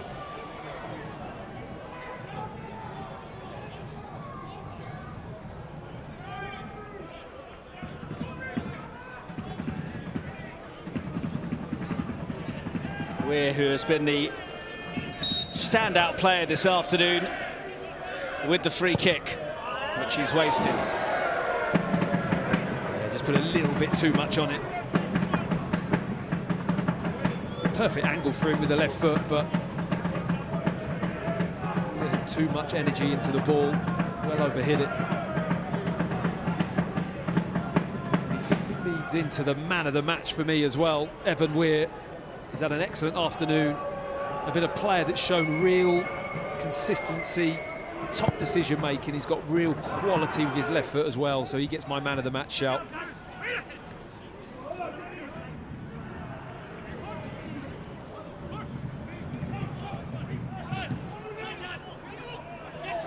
One back by Lakin.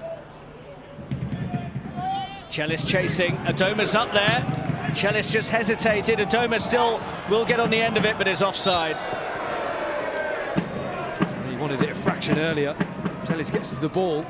And really, it's a first-time one into the space behind. The moment he has to stutter his run here, that first ball there, if it gets played in, it might have just been offside anyway. Can't quite hold his run.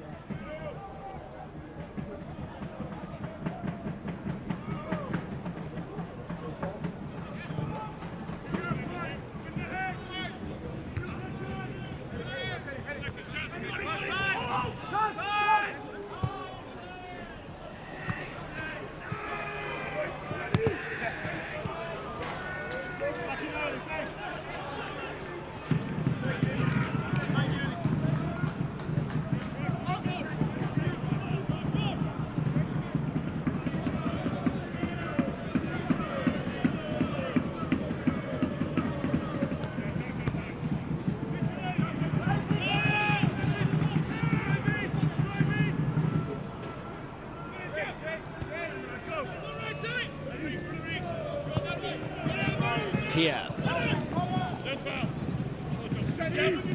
Held up by Saunders, but he's lost out to Brown. Had a little bit of a go in the second half. Since we went 2-0 down Eastleigh, they switched to kind of a back three. Humphreys dropped between the two centre-backs and they've been a little bit more offensive, but unfortunately you haven't had the quality to take any of those opportunities. Well, it's going to be a late double change here from the home side. Angel Warrior is coming on, and Fernandez as well. Saunders and Pierre departing. Very impressed with Luis Fernandez of the Eastleigh fans. Been EFL experience with Stevenage. I saw that he said that he models his game on Nemanja Vidic and John Terry. Slightly surprised he didn't say Matt Upson. They're two top players though, wow. He's modelling his game on those two. He's not going to go far wrong, is he? Top centre-backs, there we go. Harper. Chelis.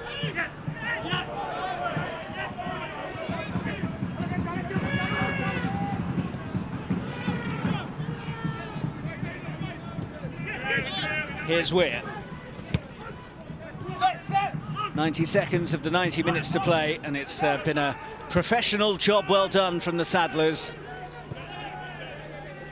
It wasn't feeling like that half-time quite though, was it? It was okay, but they needed a bit more edge. They've just been more competitive for me second half. I think Matt Sadler may have said to them, look, this is a proper FA Cup tie. You need to, first and foremost, win your headers, battles, tackles, second balls, which Eastleigh were dominating. And they've been more competitive in the second half. Walsall has allowed the quality to shine through. And they've had a bit of a wobble. Walsall losing back-to-back games in the league. This might just help to steady the nerves and get them back on track when they return to League Two matters.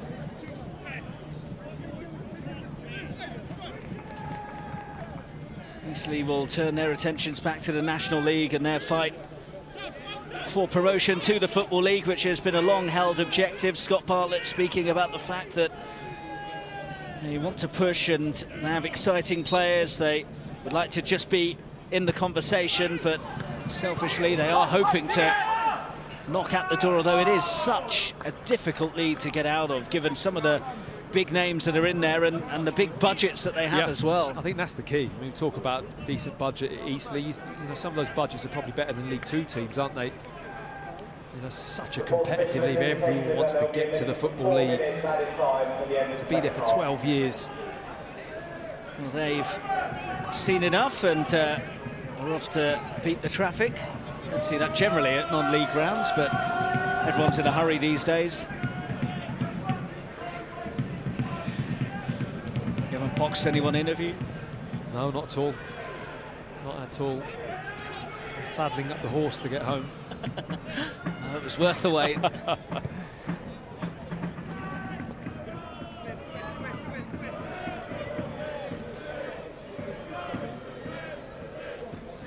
The Walsall fans singing about Wembley, and there was Wembley heartbreak last season when they were done in the playoff final by Wimbledon. At top of League Two once again at the moment, in the still pretty early stages of the campaign, and safely negotiating this potential pitfall.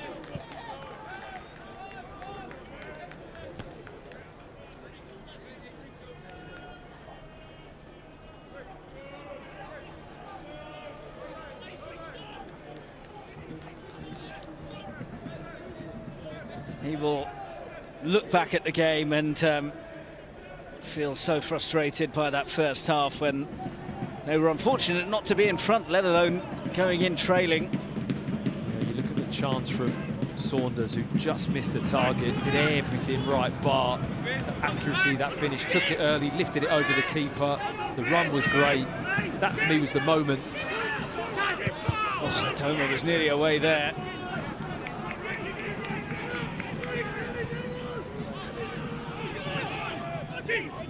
Harris.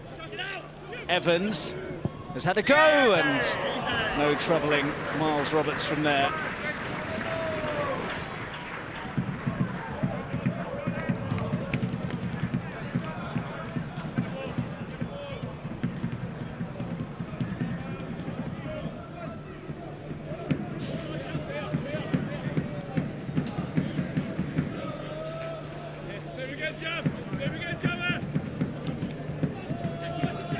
Just the second defeat that they've suffered since he took the reins, but again the fans will be buoyed by the performance, especially in the first half. The results haven't exactly been electric since he took over, but there has been a lot more enthusiasm about their style of play compared to Kelvin Davis.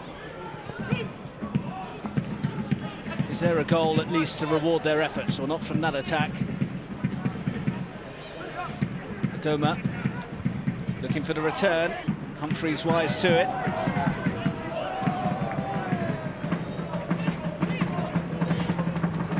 He's read the game quite well from that central position of the back three, Humphrey, since he's dropped back in there. He's played as a centre mid and defensive mid in the past, so just into that drop in position quite effectively.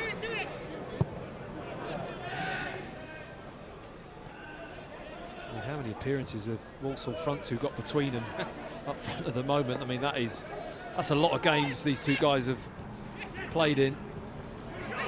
Over 1,000 career appearances between them, Adoma and Jamil Matt.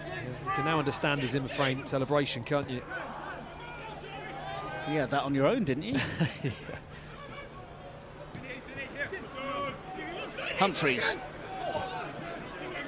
This will be the last play of the game.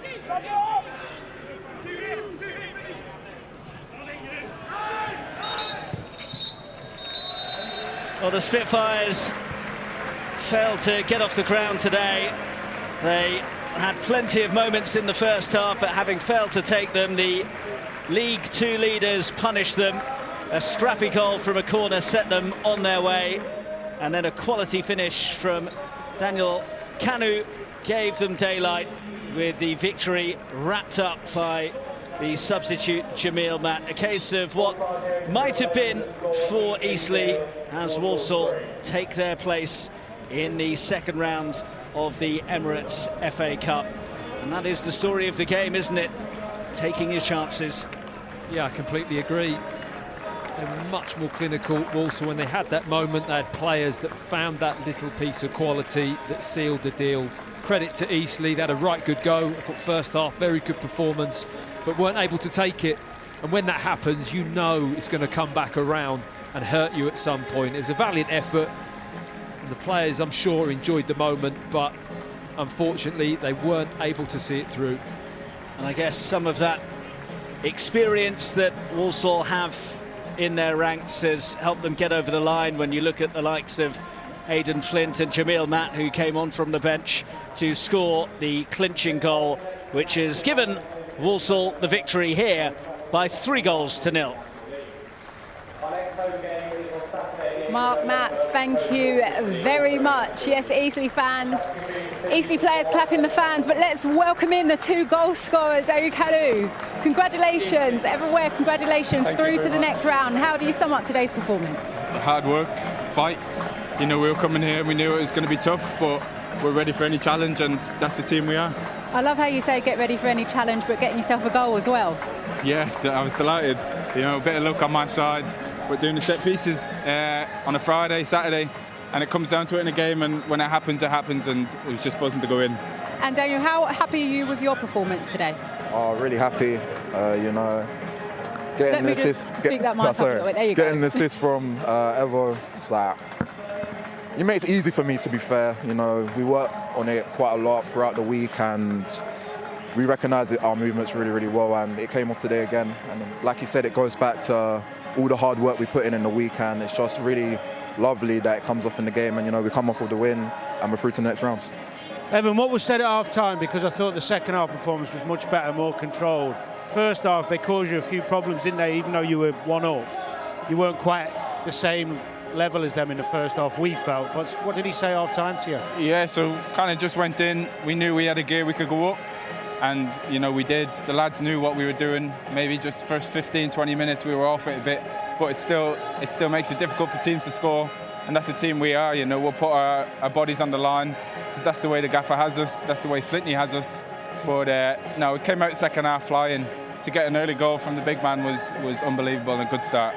Daniel, you got a couple of good teachers. You got Darren Byfield, who kept me out of the Walsall team when I was there, and Jamil Matt as well.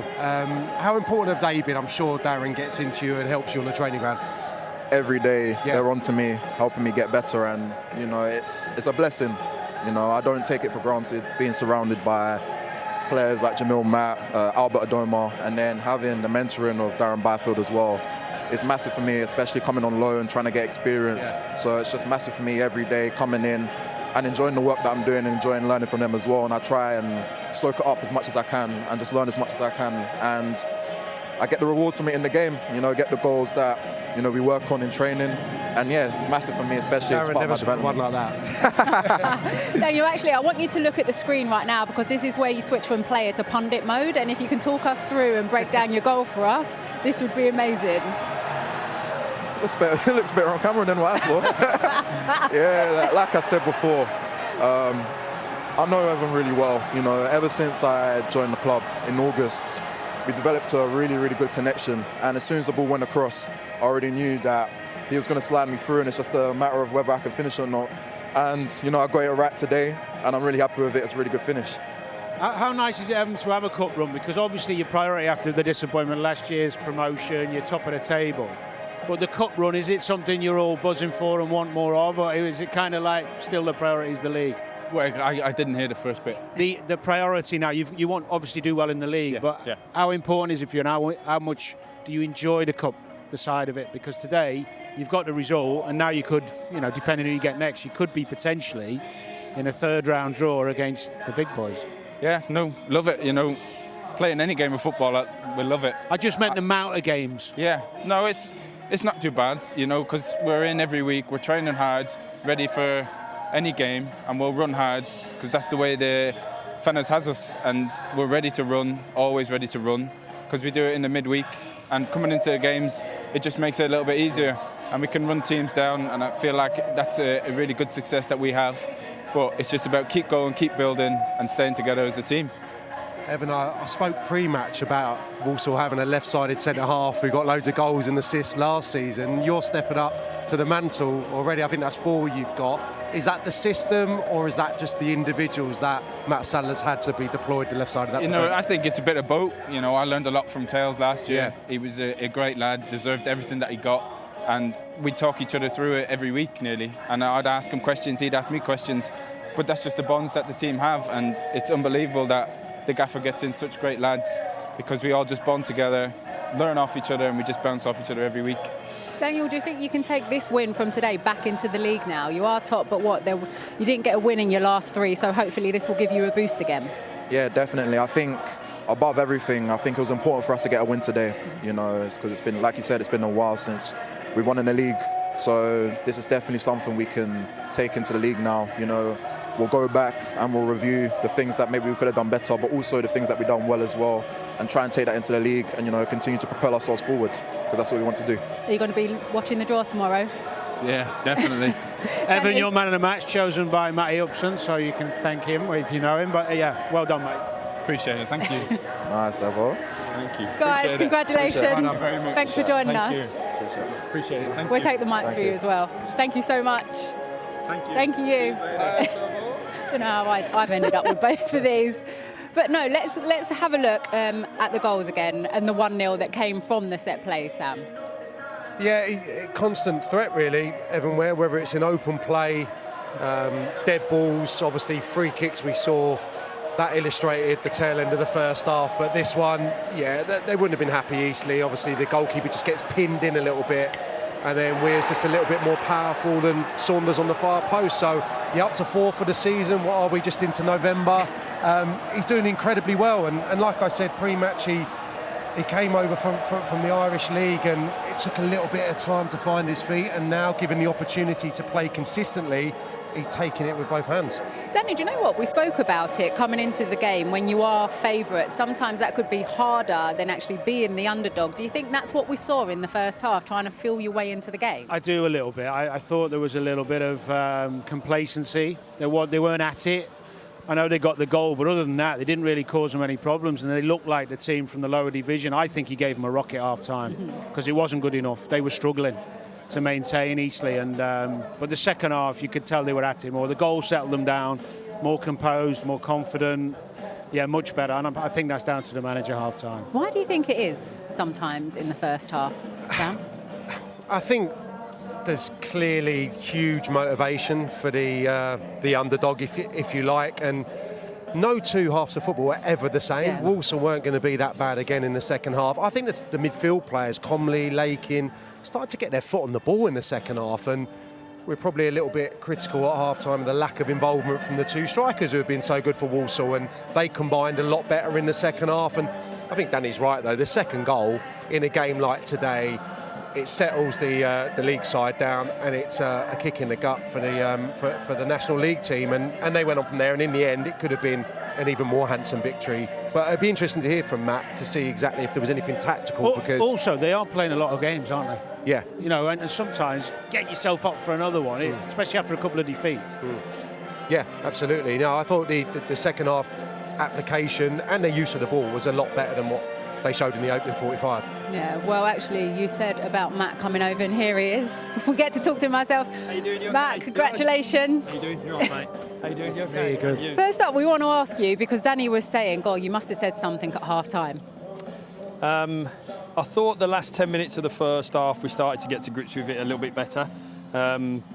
Listen, obviously I'll look back at it. There was a few tweaks that we made, but mostly it was, I just thought, because you're going to come under the cosh. You're going to come under the cosh in every single game that you play, not least in the FA Cup. And I thought that during that spell of coming under the cosh, we were too eager to just go long all the time at that point, and didn't regain the momentum at all in the game. So that was what I thought. And then once we did put our foot on the ball, we moved it really well. So yeah, and a bit of the shape work as well that we just needed to get a little bit better on top of. So they were the tweaks we made, but what we've got is a great group that adjusts very quickly and well. I've got to ask you about your striker that you've got on loan from Charlton. He looks a real threat. He's obviously scoring goals for you. How impressed have you been? Yeah, Daniel's great. I've wanted to sign Daniel for 2 years. Oh, that really? I've been in the job, yeah. He's a striker I've kept really close eyes on, and he's probably not had as much game time and had that bit of momentum that he wants at Charlton. And so thank for them for giving us the trust to look after him. And he creates chances for himself. He gets chances. He's a good striker. I like the look of Daniel. He does a lot of things well. Having had all those chances in the two previous league games and not got the goals, how good will that be for the mentality of the team to get that clinical edge back today? Yeah, I mean, to be honest with you, I was particularly pleased mostly with the set play goal. I think there's such good goals for us to score, and just kind of settled things down at the start of the game to give us that little bit of a front foot in it. What I'm sure you all saw, I think we probably just allowed that to be wrestled back a little bit. So pleasing for me that the clinical edge that we showed, probably could have scored a couple more as the game wore on. And I thought, listen, I have to be very pleased with that performance, because the reason why everyone's here is for the upset to happen. And there's been some brilliant games over the weekend that we've all seen that there's been real sting in the tail. So I wasn't convinced it was done until it was properly done. So pleased with how we did it. Matt, how important is a cup run for you? It's great. Like, I spoke to the lads before the game. It's better now the music's on. Yeah. Spoke to the lads before the game about creating our own memories and our own stories and our kind of next part of our journey, because I kind of say the same message, that he was here today and it's difficult to get Sam out of bed for any game. So for him to come today, I knew it was here for an upset. He's missed the party today. And so, listen, that's why I knew people were here. And that was for Eastleigh's story, but I want us to tell our own story and write our own journey, and that's what we're on as a group together. And so I'm delighted today, delighted with weathering a storm, as it definitely was, and then showing that professional and clinical edge in the second half. How does that story progress then for the rest of the season, especially of how things ended last season, to rebuild and go again, and that be the aim? Yeah, well, we made the conscious decision to form a new group and make lots of different signings in different areas that we wanted to strengthen in. Listen, with the experience of last season, as brutal as it was towards the end of it, is a fantastic learning experience for all of us here. The football club are a fantastic football club to work for. We've got some wonderful people here, and we're trying to move it in the right direction. So yeah, it's a learning curve, as it is in every single game, and there'll be loads of ups and loads of downs throughout the whole season, as there always is. But what we have got, and we've got a real, we've made a point of that, is a real togetherness, a real bond between everybody, and players that I believe are athletically very, very competitive for the division. So we'll keep going. You talk about teams in the lower divisions having a plan. Walsall seems to be very different to how it was in my day, and probably when you were playing as well, in that you're recruiting young lads, and to do what you did after the huge overhaul in the summer. How much is that about the recruitment and the plan in the background? Yeah, listen, between obviously you and I went back to Walsall to finish my career. Similar story for you, Sam. Like, would you say that? No, I don't know. Another 3 or 4 years limping around.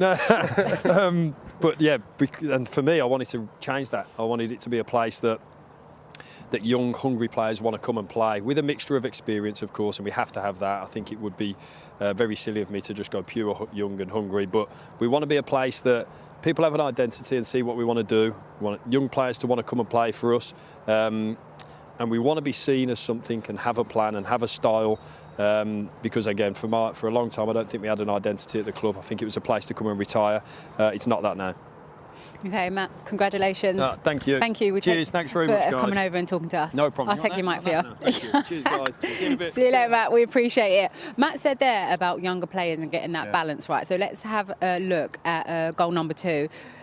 We talked, Daniel Kanu came over, getting that experience from players around him, but also showing what he's good at. Well, he's enjoying, isn't he, taking the limelight. He's enjoying being the main man. He hasn't quite managed to establish himself in that Charlton team, so he's now got this platform to show his stuff, and it looks like the players are enjoying playing with him as well, because he makes those lovely runs into those great spaces, and that's great for a midfielder of the quality of Evan, who can see those passes. That's a brilliant finish, isn't it? I love his decision making when he gets in. Every finish that he executed today, or tried to execute, was the right type, if you like. It's the ability to recognise where he is on the pitch. That's his weaker side, I think, his left foot, but he knows he's got to go for power there, and he absolutely pings that into the near post. And then the subsequent chance on his right foot, cutting in, good decision making, trying to just feel it into the far corner. He looks like a goal scorer, and it's something that gets churned out about the goal post never move, but he is in that kind of mould. I really like the look of him. Yeah, and I think as well now he's got a look at the consistency of it. So he's having games where he'll score a couple, and then you said, a couple of times he's had a spell where he's not been scoring and not been involved too much. If he can become that little bit more consistent, all of a sudden Charlton might be looking and think the time is right to bring him back and let him play in their team. But for now, he's enjoying his football, he's getting in great positions, and I think one thing you get as a striker, or any player, but especially as a striker, when you're playing first team and you're getting first team experience, is confidence that you can do it under pressure, with a stadium full of people, with the TV cameras here, and I think he looks like he's really enjoying his football, which is key when you're playing it as a striker. And he's going to be getting better as the more games he plays, and people will be keeping an eye on him. Yeah, I mean, Charlton are having a great time at the moment. Obviously, Nathan Jones has built something special there, and there's a real good group of young players that have come through. There's a Lee Byrne there, obviously, kind of trying to emulate what his dad did at the club. But I think Kanu, he's definitely going to have a good EFL career. It's just what level at the moment. If Nathan Jones is going to get him back at some stage and start drip feeding him into his championship side, he looks to have a lot of strong attributes, and I know Matt absolutely loves him. So he'll be really trying to keep him for the season, because he got burnt in that regard last season a couple of times. Well, I was going to say, it was from the youngster to the veteran, making it 3-0, and someone who he said that he wants to learn off, Danny. Yeah, Jamil Matt, it's when he goes through here, you're kind of thinking maybe he's not the quickest anymore and he's going to get caught up, but he remains really composed, a great finish, and you can see he really enjoyed it. It is poor defending, of course it is, but when you come off the bench, it's nice to get a chance, and he'll be delighted with that. especially the cameras here as well. He'll have a lot of mates watching, and you took one in. It's a good finish. Sealed the game, didn't it? It really did. We've been speaking a lot about Walsall, but it's time to get some reaction from Eastleigh and the manager. Well, Scott, case of if you don't take your chances, you pay the price, I guess. Yeah, we knew that before. We come up against a really good team, really well coached, really good individuals. We had our moments. I thought first half that's as good as we've been since I've been here. I thought we opened them up a few times, and we made it, like we talked about before, made it a proper cup tie, but we needed to do that for longer really. The second goal knocked the stuffing out of us a little bit, and after that I thought they were comfortable in the end, and we have to say, we always say it how it is. I thought they were very good, very professional, because we didn't really want the whistle to go at half time. We needed to take one of those chances, but yeah, we've learned a lot today. Yeah, a lot of lessons to take from the game today, because they had chances, didn't they, Sam? I think, on reflection, will be really pleased with the opening 45 minutes and disappointed with the second, but it's not going to happen overnight for Eastleigh. Like we said, the foundations are definitely here, but we know how competitive the National League is, so it's not going to happen overnight. But I think he deserves his opportunity, having done sterling work at the lower level, and on the first half's evidence, they're going to play some good stuff, and they'll only improve, I'm sure. I suppose it's building on that, isn't it, Danny? Yeah, and I think one thing's really important when you play teams from a high league, and for those players, for Eastleigh, they'll learn from the battles they were the battles they were up against, the players they were playing against. They'll learn things from that, and it's sometimes you learn more when you lose than you do when you win. Because I suppose when you look at what they've been in the fifth year for 12 consecutive seasons now, so it's about actually what can they take from that to try and get out of that. Yeah, and there's been good examples of teams that have played really expansive football that have got out of the National League. There's other examples like Bromley, who are a little bit different in style, who have consolidated now in League Two. So there's different ways to skin a cat. They look like they're going to want to try and play football. I think they'll have the resources to add to that squad, and I'm sure the manager's going to be onto a good thing here. It sure is. Well, it's been a great day. You two, thank you for joining me so much, Sam and Danny. Just a reminder that the FA Cup draw will happen tomorrow, and you know what? Walsall is saddling up into the next round. Thanks for joining us. Goodbye. Someday, I'm going to build a plane that will be just like a bird. It is the Saddlers up against the Spitfires. It's in, and Walsall are in front. Humphreys off the bar. Here's an opportunity